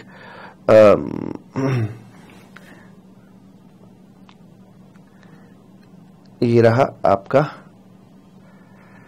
यहां से पार्ट बी करके शुरू होता है, और यहां 8 नंबर के, 4 नंबर के, 2 नंबर के ऐसे ऐसे क्वेश्चंस होते हैं। अब बस ये नोटिस करना, क्वेश्चन तो खैर क्या समझोगे अभी आप, अब बस ये देखना यहां से कि क्वेश्चन थ्योरी वाले आते हैं या न्यूमेरिकल्स आते हैं। जैसे पहला क्वेश्चन आपका न्यूमेरिकल है, दूसरा क्वेश्चन अगर देखा जाए यहां पे तो वो भी कुछ न्यूमेरिकल ही दिखाई दे रहे हैं, लगभग न्यूमेरिकल से चल रहा है। ये भी आपका न्यूमेरिकल क्वेश्चन है, ये भी न्यूमेरिकल क्वेश्चन है, ये भी कुछ ये थ्योरी क्वेश्चन आ गया आपका, ये कुछ थ्योरी क्वेश्चन है आपका, और ये थ्योरी है। थ्योरी और न्यूमेरिकल दोनों का ब्लेंड होता है आपके जीएसटी के अंदर। कुछ केस स्टडी टाइप क्वेश्चंस भी आपके होते हैं। तो जैसे भी क्वेश्चंस आपसे पूछे जाते हैं वैसा ही क्वेश्चन बैंक मैंने आपके लिए बनाकर दे रखा है। यहां तक सारी बातें क्लियर हो गई हो तो मुझे बताइए, क्या अब हम थोड़ी सी सब्जेक्ट संबंधी बातें भी कर लें? पहले मुझे बताएं, तब हम आगे बढ़ते हैं। मैं अच्छा थोड़ा सा मैं आपको कर लूंगा, मैं अपने बारे में बताऊं मैंने कब से क्या शुरू किया है, क्या मेरी कहानी रही है। अगर आप बोलोगे कि साहब आपका पढ़ाने का अनुभव कितना, कब से पढ़ा रहे हो? 22 अक्टूबर 1999 99 जब मैंने 12th पास किया था, तब से मैं पढ़ा रहा हूं। तब से मैंने पढ़ाया था A for apple B for boy. 22 अक्टूबर की सुबह 5 बजे 4 बच्चे आए थे जिनकी नोज भी मैंने ही साफ करी थी। इतने छोटे छोटे बच्चे आए थे पढ़ने के लिए, 40 रुपए पर बच्चा फीस हुआ करती थी उनकी। 160 रुपए महीने पहली कमाई थी मेरी। उस समय मेरी कुछ मजबूरियां थी, शौक नहीं था, मजबूरी थी उस समय पढ़ाना। वो क्या थी कैसे थे वो सब आगे चर्चा करेंगे, आज उसका टाइम नहीं है। तो फिर मैंने बीकॉम किया था। मुझे मतलब हमें नहीं था अपने पर भरोसा कि यार हम सीए जैसी कोर्स भी कर सकते हैं। फिर मैंने बीकॉम किया, बीकॉम फर्स्ट ईयर में था। बीकॉम फर्स्ट ईयर मैंने अपना कॉलेज टॉप किया, सेकेंड ईयर में कॉलेज टॉप किया। मेरे प्रोफेसर ने बोला कि यार तू सीए बन जाएगा, तू सीए बन जाएगा, तू सीए करने चला जा। मैं हंसता था, वो मुझे इतना तक मोटिवेट करते थे। पता क्या बोलते थे मेरे प्रोफेसर? कह रहे तू सीए बन जाएगा और देख तुझे ना शादी में दहेज में ना वो मिलेगी टाटा सुमो। उस समय टाटा सुमो को बड़ा क्रेज हुआ करता था। मतलब ये मेरे लिए मोटिवेशन डालते थे कि तुझे टाटा सुमो मिलेगी शादी में, तो सीए कर लेगा जा। तो मेरे दिमाग में पहला बीज वहां उन्होंने, उस प्रोफेसर ने डाला कि मैं भी कुछ कर सकता हूं। तो जब मैं सेकेंड ईयर में था तो मैंने बीकॉम फर्स्ट ईयर तक के बच्चे पढ़ाए। मतलब वही ए फॉर एप्पल से शुरू के दूसरी, तीसरी, चौथी, 5वीं, 6वीं, 7वीं, 8वीं के बच्चे पढ़ाए। 11th 12th के बच्चे पढ़ाए मैंने जब बीकॉम फर्स्ट ईयर में था। बीकॉम सेकेंड ईयर में आया तो बीकॉम फर्स्ट ईयर तक के बच्चे पढ़ाए। बीकॉम फाइनल में आया तो बीकॉम सेकेंड ईयर तक के बच्चे पढ़ाए। फिर मैं ग्रेजुएशन के बाद डायरेक्ट एंट्री से आ गया सीए करने के लिए। सीए इंटरमीडिएट मैंने क्वालिफाई किया। सीए इंटरमीडिएट क्वालिफाई करने के बाद मैंने एमकॉम तक के बच्चे पढ़ाए। फिर मैंने सीए फाइनल की अपनी पढ़ाई कर ली और सीए फाइनल की मैंने एग्जाम दे दिया, रिजल्ट वेटिंग में था। तो रिजल्ट सीए बनने से पहले मैंने सीए फाइनल का भी 2 बैच पढ़ा दिया, इनडायरेक्ट टैक्स का, सीए फाइनल का। ठीक फिर सीए बनने के बाद मैंने पढ़ाना शुरू किया। पहले बैच में 13 बच्चे थे, दूसरे में 30 बच्चे थे, अगले में 90 बच्चे, चौथे बैच में 115, उसके बाद सीधे 650 बच्चे एक बैच में। साथ में 2008 में पहली बार सैटेलाइट कॉन्सेप्ट आया था इंडिया में। 2008 में 3 दिसंबर 2008 को मेरी पहली सैटेलाइट क्लास थी। वहां 3 बच्चों से हमने शुरुआत करी थी कि 3 बच्चा एक बैच में, और वहां एक बैच में 8000 तक हमारा नंबर गया। इसके साथ साथ फिर अपने इस पूरे करियर में लगभग 2.25 लाख स्टूडेंट को हम पढ़ा चुके हैं। और सीए फाइनल के साथ साथ फिर 2020 से आईआरएस ऑफिसर को भी हम ट्रेन कर रहे हैं। तो मैं तो ये मानता हूं कि प्रभु की मेरे ऊपर कितनी बड़ी कृपा है, कितनी बड़ी कृपा। मेरा अपना कुछ योगदान नहीं है, सब ऊपर वाली कृपा है। इतनी कृपा है कि ए फॉर एप्पल से लेकर उसने मुझे सीए फाइनल से निकालते हुए वहां तक भाई साहब आईआरएस ऑफिसर को ट्रेन करने तक पहुंचा दिया। ये उसकी असीम कृपा है मेरे ऊपर। इतने सारे ऑल इंडिया रैंक 1 और इतने सारे ऑल इंडिया हाईएस्ट सब दिलवाया है, प्रभु ने दिलवाया, मेरा इसमें कोई योगदान नहीं है, ऐसा मैं मान के चलता हूं। उसकी कृपा है, उसकी कृपा होती है तो बेवकूफ व्यक्ति भी समझदार बन जाता है। ठीक है मालिक? Yes sir. तो ये थी हमारे बारे में कुछ जानकारियां थी, अब हम आपके बारे में भी समझेंगे और अब हमें बढ़ना है मालिक आगे की तरफ। तो पहले मुझे बताइए, आर यू एक्साइटेड? क्या समझ में आ गया ना करने क्या वाले हैं हम? हाँ जी। और आते हैं अपनी टेक्स्ट बुक के ऊपर, हम आ जाते हैं। कहां है टेक्स्ट बुक हमारी? टेक्स्ट बुक किताबें कब तक आएंगी, कैसे आएंगी? रुको जरा, रुको, सब बताऊंगा इसके बारे में भी, मैं सब बताऊंगा। कहां गए रे?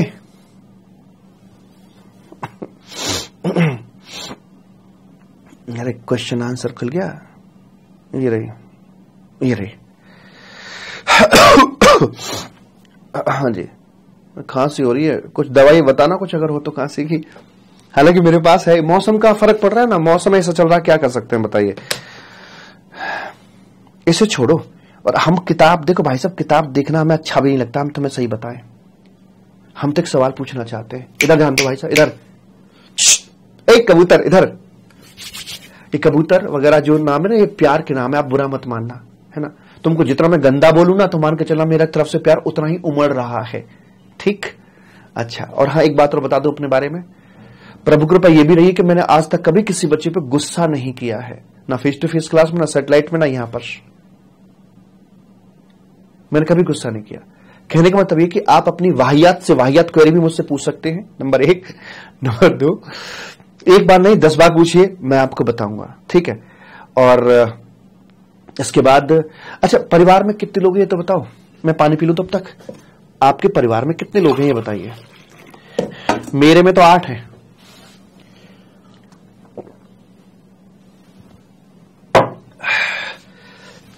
आपके में कितने हैं?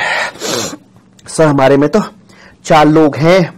मुगली घुट्टी 555। अब ये कौन सी वाली की बात कर रहे हो?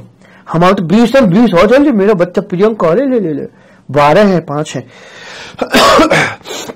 डाकू मंगल सिंह के घर में हम तो, हमारे तो वो 13 हो गए। तो अच्छा, वैसे तो ज्वाइंट है तो 20-30 यहां तक बैठेंगे। ओले ले। अरे चलो मुद्दे की बात पर आओ, कमाने वाले कितने हैं घर में?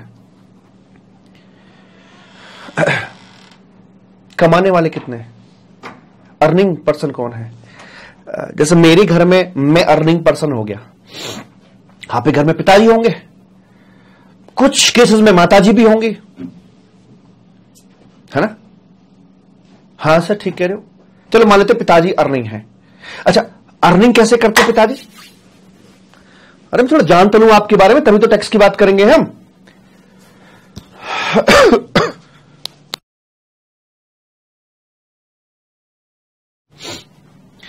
सर जी क्या बोलते हैं, हाँ देखो मैं जानता हूं, इतना तो मुझे अनुभव है कि या तो पिताजी जॉब करते होंगे या पिताजी का अपना कोई बिजनेस होगा, है ना।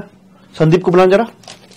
या तो पिताजी जॉब करते होंगे या फिर उनका अपना कोई बिजनेस होगा, है ना। सैलरी आएगी अगर जॉब करते हैं तो, अपना बिजनेस होगा तो। अच्छा, बिजनेस किस चीज का हो सकता है मैं बताऊं सर? बिजनेस देखो, फर्नीचर बेचने का बिजनेस हो सकता है, किराने की दुकान हो सकती है, प्रैक्टिसिंग सीए हो सकते हैं, है ना। कोई और ब्यूटी ट्रीटमेंट वाला कोई, बैठ जाओ आराम से, ब्यूटी ट्रीटमेंट का कोई अपना कुछ काम धंधा हो सकता है। काम धंधे तो बहुत तरह के भाई साहब, दुकान बाहर बाजार में जाके देखो कितने सारी दुकानें खुली पड़ी, कितने सारे शोरूम खुले पड़े ना, इतने सारे काम धंधे होते हैं भाई साहब।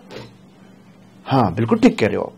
लेकिन फिर भी ये जो काम धंधे हैं, इनको मैं मोटे तौर पे ये कह सकता हूं कि या तो पिताजी बिजनेस करते होंगे गुड्स में या बिजनेस करते होंगे सर्विस में। ठीक बोला मैं? चाहे फैक्ट्री चलाते हैं, शोरूम चलाते हैं, दुकान चलाते हैं, तो मतलब बिजनेस हो गया गुड्स में, क्या बेचते हैं, बनाकर बेचते हैं, व्हाटएवर। और अगर सपोज करो आर्किटेक्ट हैं, कोई और प्रोफेशनल हैं, वकील साहब हैं, सीए साहब हैं पिताजी आपके, तो मतलब वो सर्विस सेक्टर में है, तो गुड्स या सर्विस में ही आपके बिजनेसेस होते हैं। जो जॉब से रेवेन्यू आएगा खर्च करने के लिए, उसे सैलरी बोलते हैं, और जो बिजनेस में आपका जो पैसा आता है उसे शायद प्रॉफिट बुलाते ना, प्रॉफिट। हाँ हाँ हाँ सर जी ठीक है, प्रॉफिट बुलाते, यस प्रॉफिट बुलाते हैं। और वो जो सैलरी है या प्रॉफिट है वो खर्च किया जाता है परिवार के लिए। 8-10 लोगों का जो भी परिवार है, या 4 लोगों का, 5 लोगों का परिवार के शौक मौज के लिए और कुछ जरूरतों के लिए, जैसे कि घर का राशन आना है तो उसी पैसे में से आएगा, है ना। गाड़ी की ईएमआई जानी है, घर की ईएमआई जानी है, बच्चों की ट्यूशन की कोचिंग की फीस जानी है, बच्चे पढ़ाने हैं, है ना।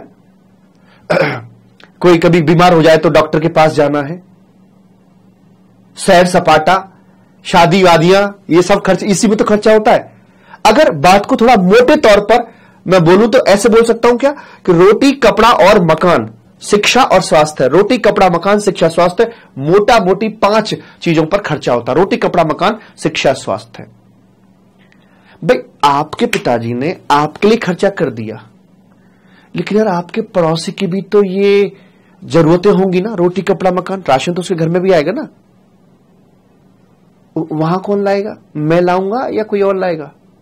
तो सर जी पड़ोसी तो पड़ोसी खुद लेके आएगा ना। हाँ हम क्या लेके आएंगे? हाँ अगर कोई पड़ोसी की इतनी ज्यादा केयर कर रहा है कि उसके घर का सामान भी वही लेके आ रहा, तो बस समझ जाइए कुछ मामला अलग है फिर, ठीक है।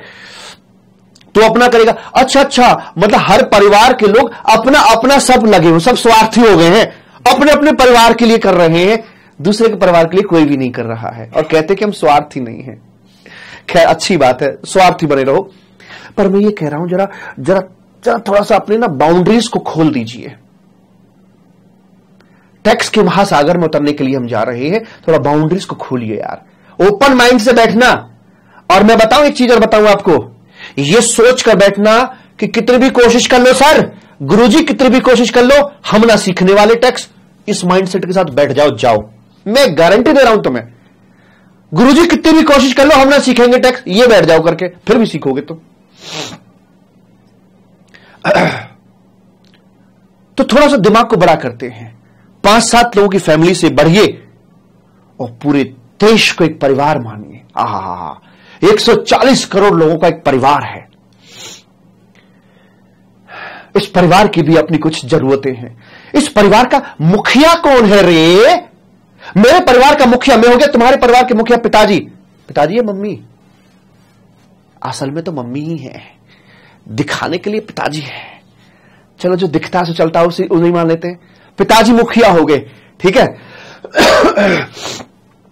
पिताजी। लेकिन इस 140 करोड़ लोगों का जो परिवार है, एक रात मैंने मूवी देखी थी चक दे इंडिया।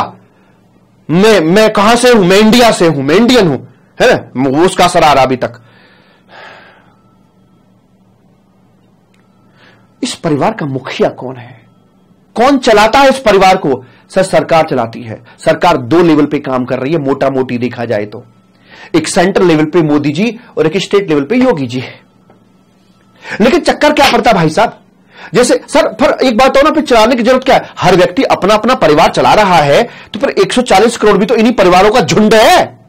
अरे मैंने माना कि सब अपने अपने परिवार को चला रहे हैं, लेकिन इस परिवार के चलने के लिए सड़कें भी तो चाहिए रे। हाँ बोला, हाँ हमारी कुछ कॉमन नीड्स भी तो अपनी होती है ना, है। इसको सड़कें भी चाहिए, ये देखो ना, ये रही जिससे पब्लिक प्रॉपर्टी बोलते हैं, सड़कें भी चाहिए, पार्क भी चाहिए, और ये पब्लिक स्कूल भी चाहिए, पोस्ट ऑफिस चाहिए, ट्रेन चाहिए, रेलवे स्टेशन चाहिए, बस स्टॉप चाहिए, ब्रिज चाहिए, ये चाहिए, वो भी चाहिए।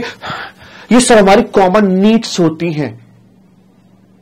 घर में राशन तुम ले आए, लेकिन बाहर की सड़क कौन बनवाएगा भाई साहब? हाईवे बन रहा, गंगा एक्सप्रेस वे बन रहा भाई साहब, कौन बनवाएगा? ये कहां से आएगा पैसा? स्टेशन बनना, मेट्रो वाली, कहां से आएगा पैसा? कॉमन नीड्स है हम सबकी। समझ में आ गई सर बात? पर्सनल नीड्स को खुद पूरा कर रहे हैं, लेकिन कॉमन नीड्स को तो पूरा सरकार करेगी। लेकिन सरकार कौन सा बिजनेस कर रही है भैया जी? सर ये क्लास सीएमए के लिए भी, हाँ मेरे मुन्ना, सीएमए के लिए टनाटन झकास। अपने सीएमए वाले सारे बच्चों को बता देना ये क्लास सीएमए के लिए भी है। हम पूछना चाहते हैं, बताइए हमारे, अरे बोलिए, अरे कमर सीधी, ओ भैया जी, मेरे कबूतर, इधर मेरे भूरा, यहां देख, मेरी आंखों में आंखें डाल के देख, लाल डोरा नजर आएगा तुझे। मुझे बता ना, मैं बनवाऊंगा रोड, तुम बनवाओगे, सरकार बनवाएगी, लेकिन सरकार के पास पैसा कहां से आएगा? सरकार कौन सा बिजनेस कर रही है रे? कौन सी जॉब कर रही है सरकार? तो कहते हैं तेल तो तिलों में से ही निकलता है। सरकार ने कहा, ओ भैया रे, ओ चिंटू, इधर एम्प्लॉय, जो सैलरी वाले थे और जो बिजनेस वाले थे, दो ही तो काम कर रहे थे ना, उन सबको, सारे घर के मुखिया को बुलाया कि हे मुखियाओ, हम बड़े मुखिया हैं, जो तुम कमा रहे हो अपनी कमाई में से एक बाइट हमें भी दे दो, एक बाइट हमें भी दे दो, क्योंकि तुम्हारे लिए तो कर रहे हैं। और सुनिए, तुमसे जो बाइट ले रहे हैं तुम्हारी कमाई में से, ये जो बाइट है, ये बेसिकली हम अपने थोड़ा ले रहे हैं भाई। ये सारे बाइट इकट्ठे करके इनसे रोड बनवाएंगे, पुल बनवाएंगे, ब्रिज बनवाएंगे, और तुम्हारे सबके कॉमन यूज के लिए वो होगा। तो क्या मैं कह सकता हूं कि टैक्स का पैसा जाता नहीं है, बल्कि जाकर डेवलपमेंट की बारिश बनकर हमारे ऊपर ही बरसता है। ठीक बोल रहा हूं मैं? टैक्स का जो पैसा होता है, जो बाइट लिया जा रहा है, यही तो टैक्स है। टैक्स का पैसा सरकार के पास जाता है, बादल बनते हैं, और बादल बनकर हमारे ऊपर ही डेवलपमेंट की बारिश बनकर वो बरसता है। एग्री करते तो ठोको ताली, बताइए हां या ना, पहले बताओ मुझे। हां सर जी, बरसता है। आजकल तो ज्यादा ही बरस रहा है। ठीक कह रहे हो, कुछ ज्यादा ही बरस रहा है आजकल तो। हिमाचल में तो तबाही ला रखी है भाई साहब, क्या करें। आजकल तो सरकार फाड़े दे रही है, बादल के बादल फट रहे हैं आजकल तो। सही कह रहे हो यार, ज्यादा ही टैक्स भर दिया। ये चक्कर सारा वो, ये जीएसटी कलेक्शन सरकार ने बहुत ज्यादा बढ़ा दिया है, 2.25 लाख करोड़। अरे सोचिए, जो पहले कभी जीएसटी आने से पहले इंडायरेक्ट टैक्स की कलेक्शन 70-80 हजार करोड़ महीने की हुआ करती थी, आज वो 1,70,000 करोड़ के आसपास जा रही है। 1 लाख करोड़ भर के, डबल से भी ऊपर चला गया भाई साहब। तरीका है कोई? है तरीका है? तो भैया जब इतना टैक्स जा रहा है तो बादल तो फटेंगे ही, डेवलपमेंट की बारिश बनके हमारे ऊपर गिरेंगे ही गिरेंगे। ठीक। अब एक बात और बताइए, ये सरकार ने जो बाइट मांगा है, ये सरकार ने जो बाइट यहां पर मांग रखा है, ये बाइट आपका कैसा है, इसका नेचर कैसा है? चंदे जैसा चंदा, जो दे उसका भी भला, जो ना दे उसका भी, अल्लाह के नाम पे दे दे बाबा। क्या ये इस नेचर का है?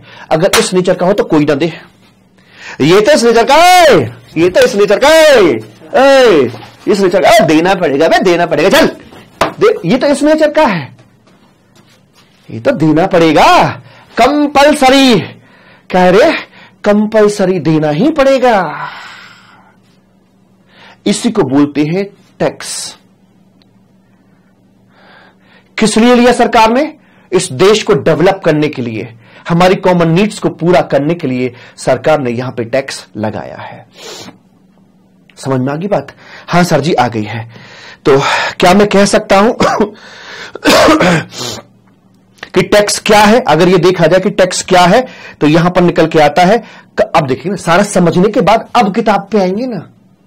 किताब को पढ़कर समझने नहीं जाएंगे, समझ के किताब पे आएंगे। कंपल्सरी एक्सटॉर्शन, अबे मार मार के थप्पड़ मार मार के, कंपल्सरी एक्सटॉर्शन ऑफ मनी।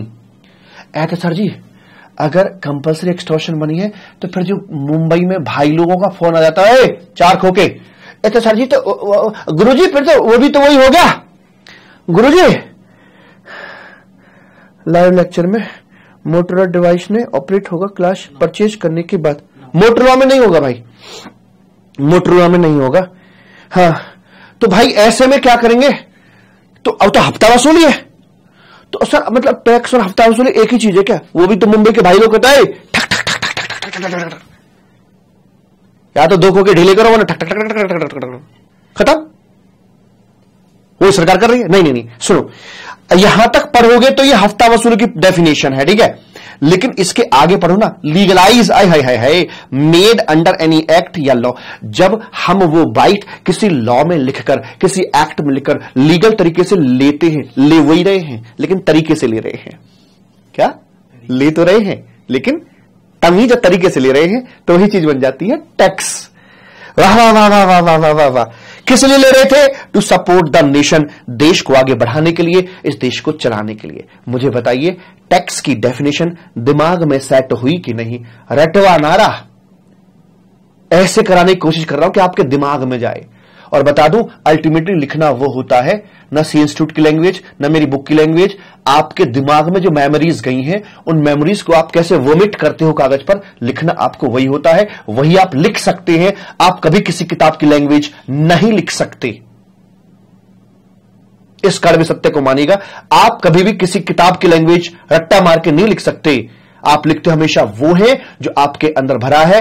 आप वोमिटिंग कैसी करते हैं ये आपके ऊपर निर्भर करता है, सिखाऊंगा मैं, तमीज और तरीका उसका मैं सिखाऊंगा, ठीक है जी। उसके बाद में उसके बाद यहां पर आइए, देखो मैंने सब लिखा है, मैं जो बोलूंगा सब लिखा मिलेगा, छप गया। आपको अपने कर कमलों को, अपने हाथों को कष्ट थोड़ा कम देना पड़ेगा। देखो यहां से मैंने एग्जांपल लिया था ना, अब ये कुछ फैमिली होती है, रन बाय पेरेंट्स, जॉब करते हैं, सैलरी कमाते हैं, बिजनेस करते हैं, गुड सर्विस का फीस आती है, प्रॉफिट आता है, उससे अपना घर परिवार चलाते हैं, रोटी कपड़ा मकान। हमने इसको थोड़ा सा बड़ा किया, हमने कहा यहां से यहां आना, जरा क्या होगा भाई साहब यहां पे आके, इतनी बड़ी फैमिली होगी तो क्या होगा रे, रन बाय द गवर्नमेंट है, जॉब है, सैलरी है ना, तो जॉब कर रहे हो तो सरकार कहती है भैया आप हमें इसमें से दे दो, इनकम टैक्स हमें यहां पर चाहिए होता है ना। बिजनेस ऑफ गुड्स कर रहे हो तो हमें ये बिजनेस, मतलब एक बात बताओ, आपका जो जीएसटी होता है ये बिजनेस टैक्स है। जैसे यहां जरा, जैसे इधर आओ, जैसे भाई साहब मैं कौन हूं, मैं हूं यहां पे एम्प्लॉयर, मैं तो बिजनेस करता हूं ना, मैं सर्विस का बिजनेस करता हूं। नमस्ते, जय हिंद, जय भारत। और ये संदीप है, ये एम्प्लॉय है, ये एम्प्लॉय है। हमें से बताइए जीएसटी किस पर लगेगा? थप्पड़ मारो खींच के, ये कितने साल हो गए? 10-11 साल हो गए साथ में काम करते करते, मुझ पे लगेगा। एम्प्लॉय पर जीएसटी नहीं है। जीएसटी एक प्रकार का बिजनेस टैक्स है। कैसा रे? जोर से बोलो, अरे जोर से बोलो, बिजनेस टैक्स। अरे नाश्ता कराऊं क्या? बिजनेस टैक्स है, इसलिए बिजनेसमैन पर ही लगेगा। फॉर्म भरा है कभी आपने? उसमें पिताजी के बारे में पूछते हैं, बताइए पिताजी क्या करते हैं आपके? या तो एम्प्लॉय लिखा होगा या सेल्फ एम्प्लॉयड, एम्प्लॉय या सेल्फ एम्प्लॉयड। तो भैया एम्प्लॉय को तो हम धक्का देके बाहर निकालेंगे, ये जीएसटी का घर है, यहां एम्प्लॉय का कोई मतलब नहीं है। इस पे इनकम टैक्स लगता है, जीएसटी की बात इस पे नहीं होती है क्योंकि बिजनेस नहीं कर रहे। जो बिजनेस करेगा, जो बोले सोनिहाल सत श्री अकाल, चलो तो यहां से भाई साहब इनकी बातों को निकाल दिए, जाओ तुम, जाओ निकल जाओ यहां से, हैं मेरी जिंदगी से जानने का क्या लोगे तुम, जाओ यहां से, निकल जाओ तुम। हम बिजनेस वाले यहां रुकेंगे, बिजनेस गुड्स या सर्विस का हो सकता है, सिर्फ उन्हीं पर हम बात करके चलेंगे। राइट, ओके सर जी। तो यहां पर आए, अब देखो मैंने एक एग्जांपल दिया है और ये एग्जांपल आपको दिखाएगा कि मैपिंग कहां कहां और कैसे कैसे करी जाती है मेरे भूरा, ठीक है। वैल्यू ऑफ सर्विसेज प्रोवाइडेड, जैसे मेरी अपनी फीस है, ठीक है, ये है कि 5,000 रुपए, 5,000 रुपए। सरकार मुझसे कहती है, देखिए जीएसटी इनडायरेक्ट टैक्स होता है। अब सरकार तो बाइट लेगी ना, अभी समझ में आ गया बाइट कौन ले रहा है ना। दोनों सरकार बाइट मारती है, सेब को खा लिया ऑल आउट की तरह बाइट मारती है, उसमें से कंपल्सरी मारती है, दो तरीके से मारती हैं। कोई भी चीज मान, दो तरीके होते, एक डायरेक्ट और एक इनडायरेक्ट। तो हमारा कौन सा है? इनडायरेक्ट। शिव शिव शिव शिव शिव, इनडायरेक्ट है हमारा, इनडायरेक्ट है। तो सरकार ने मुझसे कहा कि हे राजकुमार, तुम ये जो सर्विस दे रहे हो इसमें उस कस्टमर से जीएसटी का पैसा भी वसूल कर लेना, टैक्स का पैसा उससे ले लेना। हमने कहा ठीक है, उससे लेकर हमें दे दियो। तो मैं तो एक प्रकार से सरकारी एजेंट हो गया। कौन हो रहे? सरकारी एजेंट, कि वहां से, क्योंकि बोलते हैं ना, आपने सुना हुआ कि इनडायरेक्ट टैक्स होता है, उसका लोड अल्टीमेट कस्टमर पे पड़ता है, एंड यूजर पे पड़ता है ना, जो यूज करता है। बट जीएसटी तब से आया, तब से सुनते आ रहे हैं कि एक भिखारी भी माचिस खरीदता है तो माचिस में जीएसटी लगा हुआ होता है, उसका लोड भिखारी पे पड़ता है, तो भिखारी भी जीएसटी भरता है, अल्टीमेट उसकी पॉकेट से भी पैसा निकलता है। ये तो जानते ही हो आप।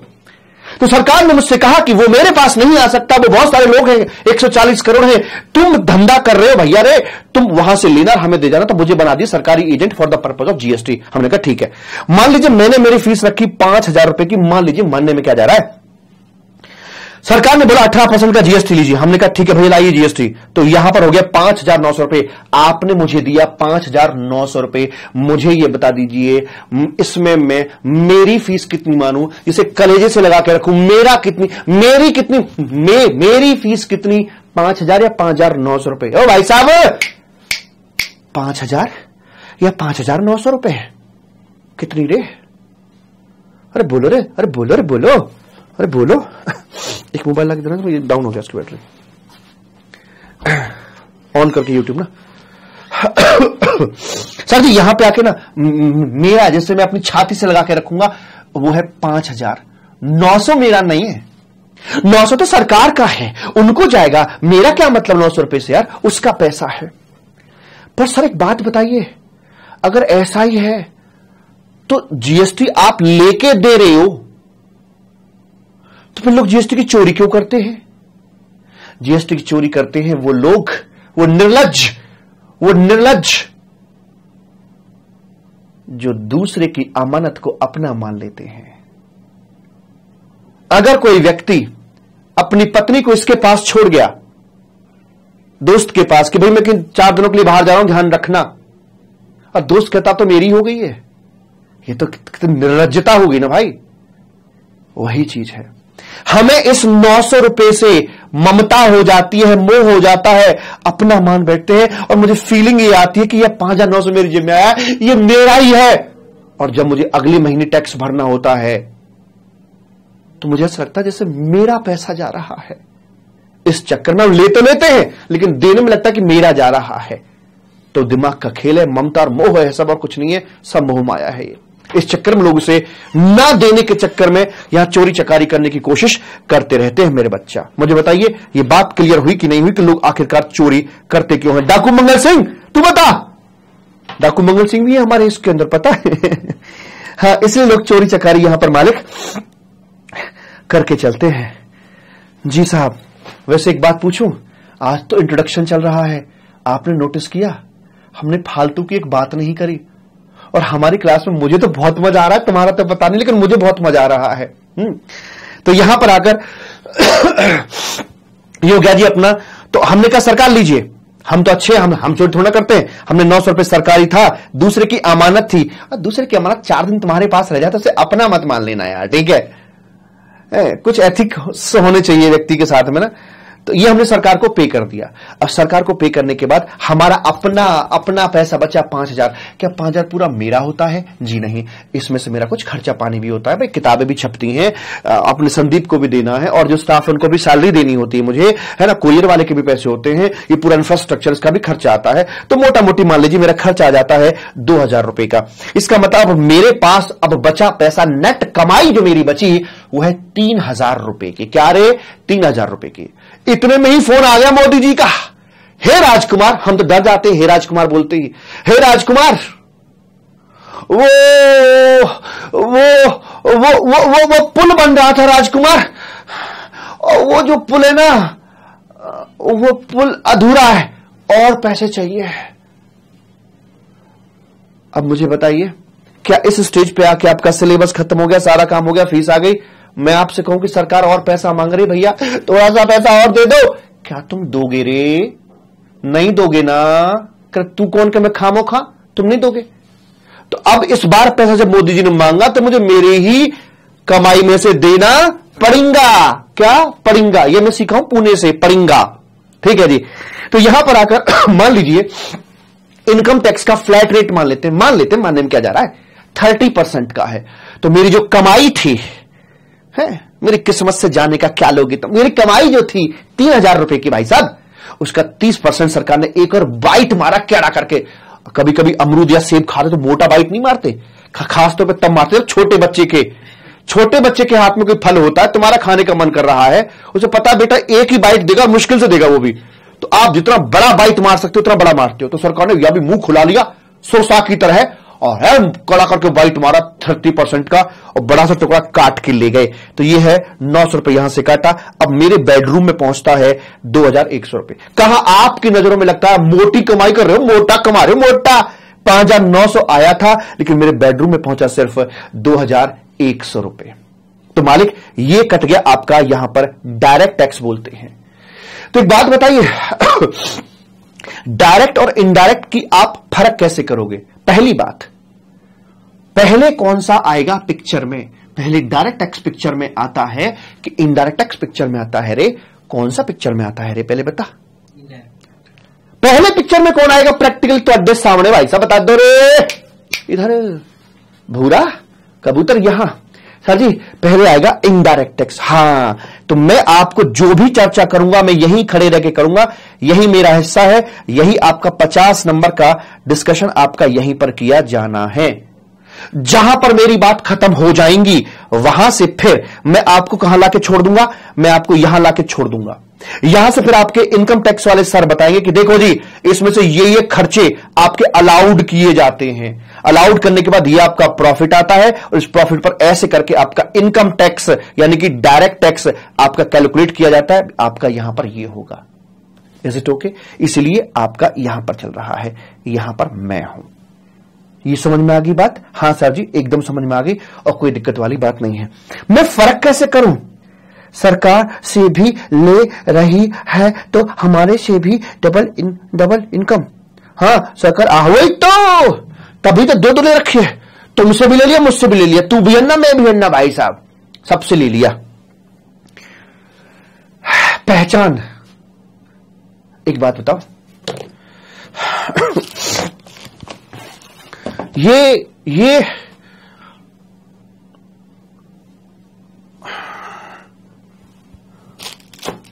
इंजेक्शन का मेरा, मुझे एक बात बताओ, ये इंजेक्शन है मेरा, भैया आ जाओ, किसको बीमारी रहे? ये ज्यादा ओढ़ के बैठा है, कम्बल ओढ़ ऐसे आ जा, इसको ओढ़ के आ जा, ऐसे आ जा। ये आया भैया, इससे बीमार है ये कह रहा डॉक्टर साहब, ये रहा यहां बैठा है, ये कह रहा डॉक्टर साहब ठंड लग रही है, ठंड से बुखार आ रहा बहुत तेज। अच्छा बेटा तो देख ये रही दवाई,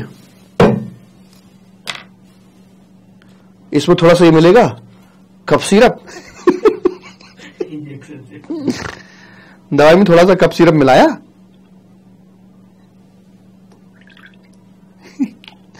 अभी बन गई बुखार की दवाई, ठीक है, पैरासीटामोल और सारा कुछ मिलकर इसमें से बन जाता है। इंजेक्शन दे दो इसको जरा। टैक्स बहुत शानदार चीज है, तुम्हें बताऊं, ये खामखा लोगों ने से बदनाम कर रखा बिना बात का। मैं कह रहा हूं ये सबसे, मैं विश्वास माना है मेरी बात पे, और नहीं है ना तो यार उन बच्चों से पूछ लेना जो पढ़ चुके हैं टैक्स ना, कि यार टैक्स बोरियत वाला होता है, ये तो एक्सपेरिमेंट वाला है। हाय बबूला आ रहा है इसमें कुछ, बबल्स को दूर, चलो भाई डाल दो जरा ये रुक जा, मत कर दिमाग उधर मुका चल। कॉटन है थोड़ा सा, कुछ भी तो कपड़ा दे दो, कुछ कॉटन है हल्का फुल्का। कोई नहीं, उधर देख, उधर थोड़ा सा तो हल्का लगाऊंगा, हल्का अच्छे की एस्थेसी हो जाती है, करवा के देख लेना, नहीं तो तुम आप ज्यादा हिलना मत बिल्कुल भी हिलना नहीं, ध्यान रखना, हिल गया तो बेटा मारा जाएगा। कुछ हो रहा है? आई थिंक इंजेक्शन लगने से पहले जो दर्द होता है ना, उतना तो शायद इंजेक्शन लगने के बाद भी नहीं होता है। अगर आज मैं इंजेक्शन इस व्यक्ति को लगाऊं तो दर्द तुम्हें होगा या मुझे होगा? मुझे होगा दर्द, तुम्हें होगा। तो जिसको लगा दर्द उसी को होता है। क्या इसका कुछ उल्टा भी है? जब छोटा बच्चा होता है ना, छोटा बच्चा जैसे 4 महीने 5 महीने का बच्चा, क्यूटी पाई एच मुन्ना, उसकी वैक्सीनेशन होती है, डॉक्टर के पास में जाता है, मां की गोद में बच्चा होता है, डॉक्टर उस बच्चे के यहां थाइज में लगाते हैं, बाजू बाजू बच्चे कितनी कोमल होती है, थाइज में इंजेक्शन देते हैं वैक्सीनेशन का। भाई साहब एक बात बताना, ईमानदारी से बताना, वहां दर्द किसको होता है, बच्चे को या मां को? अरे बच्चा तो पता नहीं दर्द होगा नहीं होगा, बाद में होगा, कब होगा, लगने के बाद बहुत देर बाद बच्चे को वो होश आता है, क्या हुआ बे, कौन काट गया बे, क्या हुआ बे, वो तो बहुत देर बाद मां का तो कलेजा पहले हिल जाता जब उसके छोटे से बेबी के अंदर इतनी सिरिंज घुसाई जाती है। तो लग वहां रहा है इंजेक्शन, दर्द कहीं और हो रहा है। अगर यह बात आप जानते हो तो इसका मतलब यही तो है डायरेक्ट टैक्स और इनडायरेक्ट टैक्स। जिसको लगा दर्द उसी को हुआ तो डायरेक्ट, इंजेक्शन लगा किसी और को, दर्द किसी और को हुआ, जीएसटी, ये इनडायरेक्ट टैक्स। जीएसटी जो मुझे बताइए, ये सरकार ने इंपोज मेरे ऊपर किया, लगाया मेरे ऊपर, लेकिन निकला किसकी जेब से? क्या मेरी पॉकेट से कि तुम्हारी पॉकेट से? सहा किसने? बोझ किसने झेला इसका? आपने झेला इसका बोझ। किसने झेला? आपने झेला है। तो लगा मेरे ऊपर, झेला आपने, it is indirect tax. Injection लगा किसी और को, दर्द कहीं और हुआ, इनडायरेक्ट है। और जिसको लगा दर्द जिसको लगा दर्द उसी को हो रहा है। अभी भी डर गया ये? जिसको लगा, इंजेक्शन होती है चीज है, बचपन का भय बैठा होता है, पता है कितने बड़े हो जाओ। जिसको लगा दर्द उसी को हुआ, तो ये हो गया डायरेक्ट टैक्स। यानी कि ये जो 900 रुपए थे, ये लगा भी मेरे ऊपर था, मांगा भी मुझसे गया था, और इसका बोझ भी मेरी ही जेब पर पड़ा है। ये आपका डायरेक्ट टैक्स यहां पर आकर हो जाता है। मुझे बताइए बाबू, बात समझ में आई या नहीं आई? और इस बात को आसान भाषा में ये देखो मैंने लिखा हुआ है। एग्जाम्पल, इंपोज्ड ऑन, अगर लग गए है, लगा है मेरे ऊपर और टैक्स का लोड पड़ा बच्चों के ऊपर, दर्द कहीं और हो गया रे, दर्द कहीं और हो गया, इनडायरेक्ट है। और अगर जिसको लगा उसी को दर्द है तो डायरेक्ट है। यहां पढ़ के देख लीजिए थ्योरी को। The incidence of tax born by the person on हुम इट इज लेविड। अच्छा जी, तो जिसको उसी को बर्डन झेलना पड़ता है। इनडायरेक्ट टैक्स में कोई और, यानी कि अल्टीमेट यूजर, जो एंड यूजर होता है, जो कंज्यूमर होता है, वो टैक्स लोड लेता है। नेचर ऑफ टैक्स, ये प्रोग्रेसिव नेचर का होता है, ये रिग्रेसिव नेचर का होता है। कैसे भला? प्रोग्रेसिव कैसे, रिग्रेसिव कैसे? आपको पता है इनकम टैक्स कैसे लगता है? इधर आओ। क्या बहुत गरीब आदमी पर मान लो ये है आपकी कमाई, आपकी जो, अरे भाई साहब इनकम टैक्स तो इस पे भी लगेगा और मुझ पे भी लगेगा। इनकम टैक्स दोनों को मारता है, लेकिन जीएसटी सिर्फ इस पे लगता है ना? अच्छा जी, तो मैं क्या पूछ रहा था आपसे, अगर मान लीजिए कोई एम्प्लॉय है जिसकी बहुत कम आमदनी है, मजदूर आदमी है, क्या उससे भी इनकम टैक्स देना पड़ेगा? नहीं देना पड़ेगा। अच्छा ठीक है, थोड़ा ज्यादा कमाता है 10% देना पड़ेगा, थोड़ा और ज्यादा कमाता है 20, 15, जो भी स्लैब बने हुए, और ज्यादा 30, और ज्यादा सरचार्ज। तो क्या देख रहे हैं? प्रोग्रेसिव नेचर का है। जो जितना कमा रिया है उसे उतना ही टैक्स देना पड़ रहा है। लेकिन मेरा जीएसटी ऐसा भेदभाव बिल्कुल नहीं करता है रे। ये कैलकुलेटर चाहे अंबानी का बच्चा खरीद के ले जाए या भिखारी का बच्चा खरीद के ले जाए, क्या टैक्स का लोड जो इसमें इनबिल्ट है, इसमें लगा हुआ है, क्या वो चेंज हो जाएगा? अंबानी का बच्चा खरीदने आया तो 28% जीएसटी लगाओ, भिखारी का बच्चा खरीदने आया तो भैया इस पर जीएसटी लगाओ ही मत, ऐसा होगा क्या? नहीं।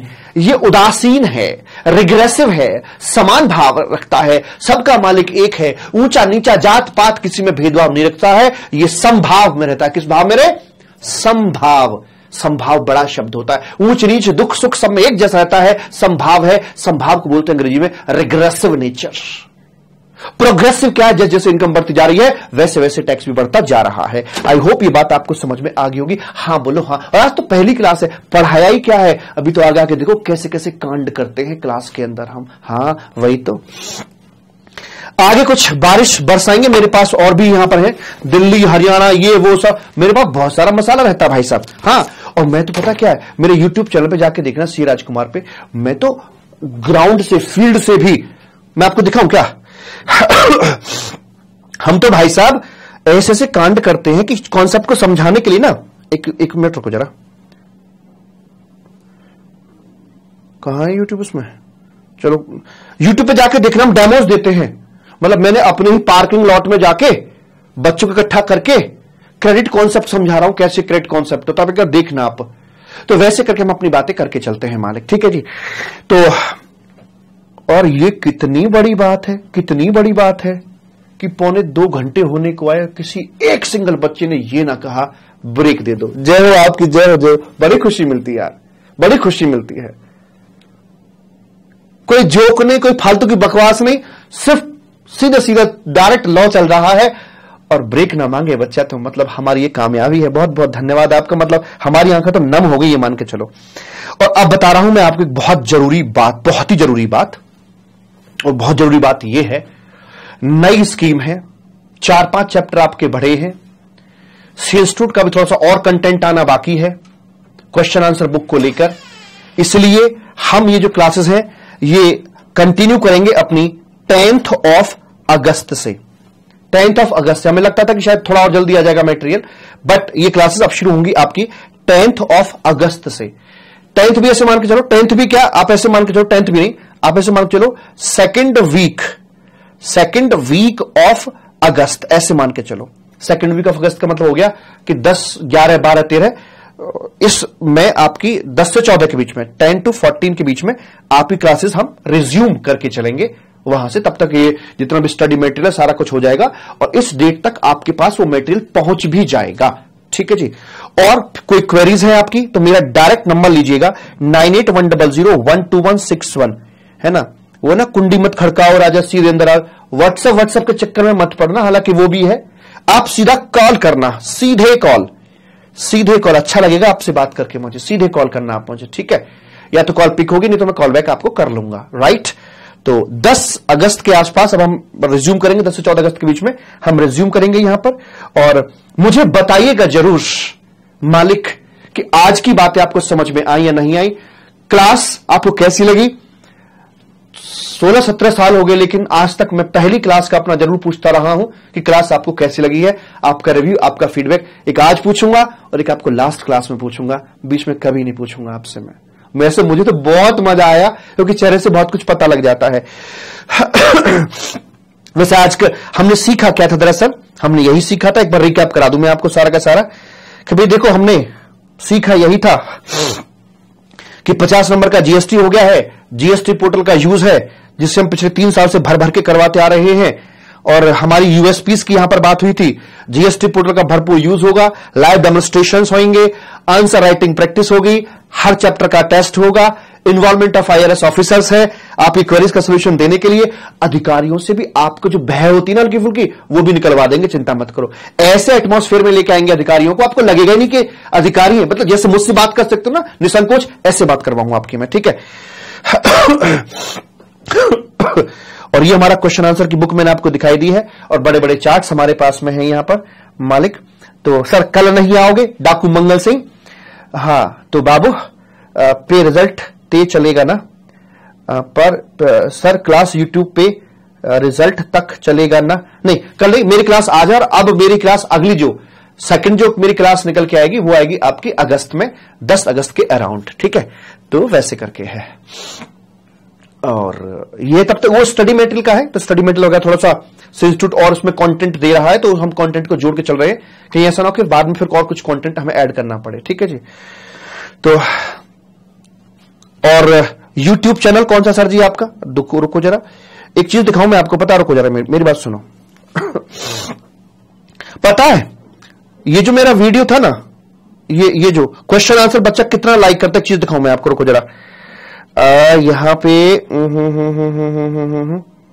ये रहा, मैं आपको चीज दिखाना चाहता हूं, ये वीडियो क्वेश्चन आंसर राइटिंग का वीडियो, उसी का स्क्रीनशॉट लिया मैंने, अभी पीछे डाला था मैंने, 1.5 लाख व्यूज 4 महीने पहले डाला है, मतलब इसकी जो लाइकिंग है वो बहुत ज्यादा। ये मेरा चैनल है सीए राजकुमार आईडीटी क्लासेस, यहां पर ये मेरा चैनल है और मैं आपको दिखाऊं सीए राजकुमार, ये मैं करता हूं और ये आता है डांस भी बहुत किया हमने, जहां जाते हैं वहीं डांस कर लेते हैं हम साहब।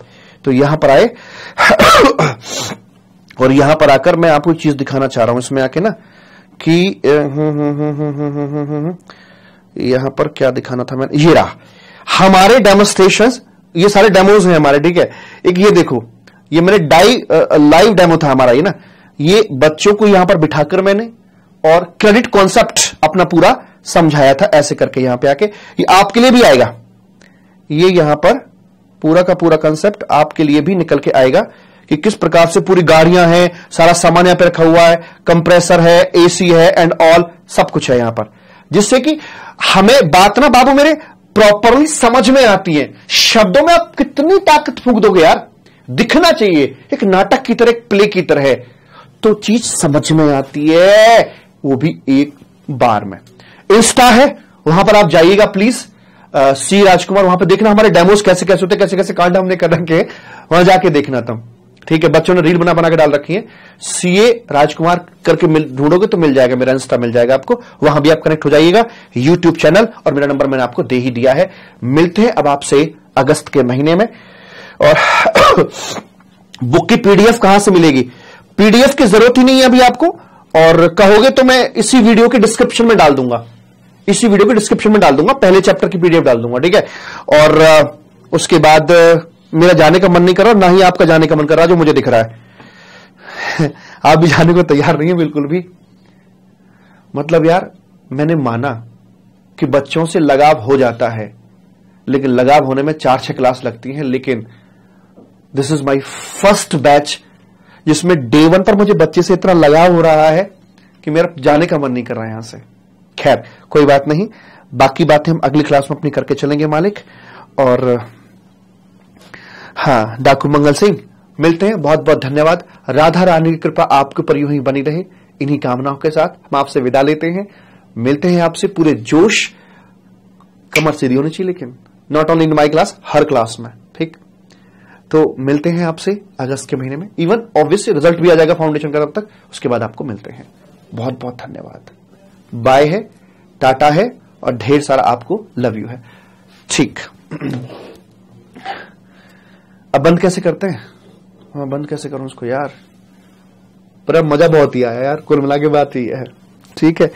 बाय बाय विदुष, बाय आदर्श, बाय सुमित, बाय अंजलि। और क्लासेस कैसे परचेस करें? crajkumar.com, यहां पर आपकी क्लासेस अवेलेबल है। ये मेरी वेबसाइट crajkumar.com पे जाइए, www लगाना ना भूलें। यहां पे जाके क्लास आपको मिल जाएगी, ठीक है। अच्छा जी सर, फाइनल का रिवीजन, और पता मैंने क्या कर रखा है और कैसे कैसे काम करते हैं हम। 4.5 घंटे में पूरा जीएसटी रिवाइज कर रखा है मैंने, ऑडियो रिवीजन। आंख बंद करो, आराम से लेट जाओ, 4.5 घंटे का समय दो, पूरा जीएसटी खत्म। यस, समय कम है, 10 मिनट, दोस्त का वेट कर रहे हो, 10 मिनट है, ठीक है, 10 मिनट कान में लीड लगाइए, चैप्टर खत्म आपका, ऑडियो रिवीजन। ऐसे भी करवा रखा है हमने,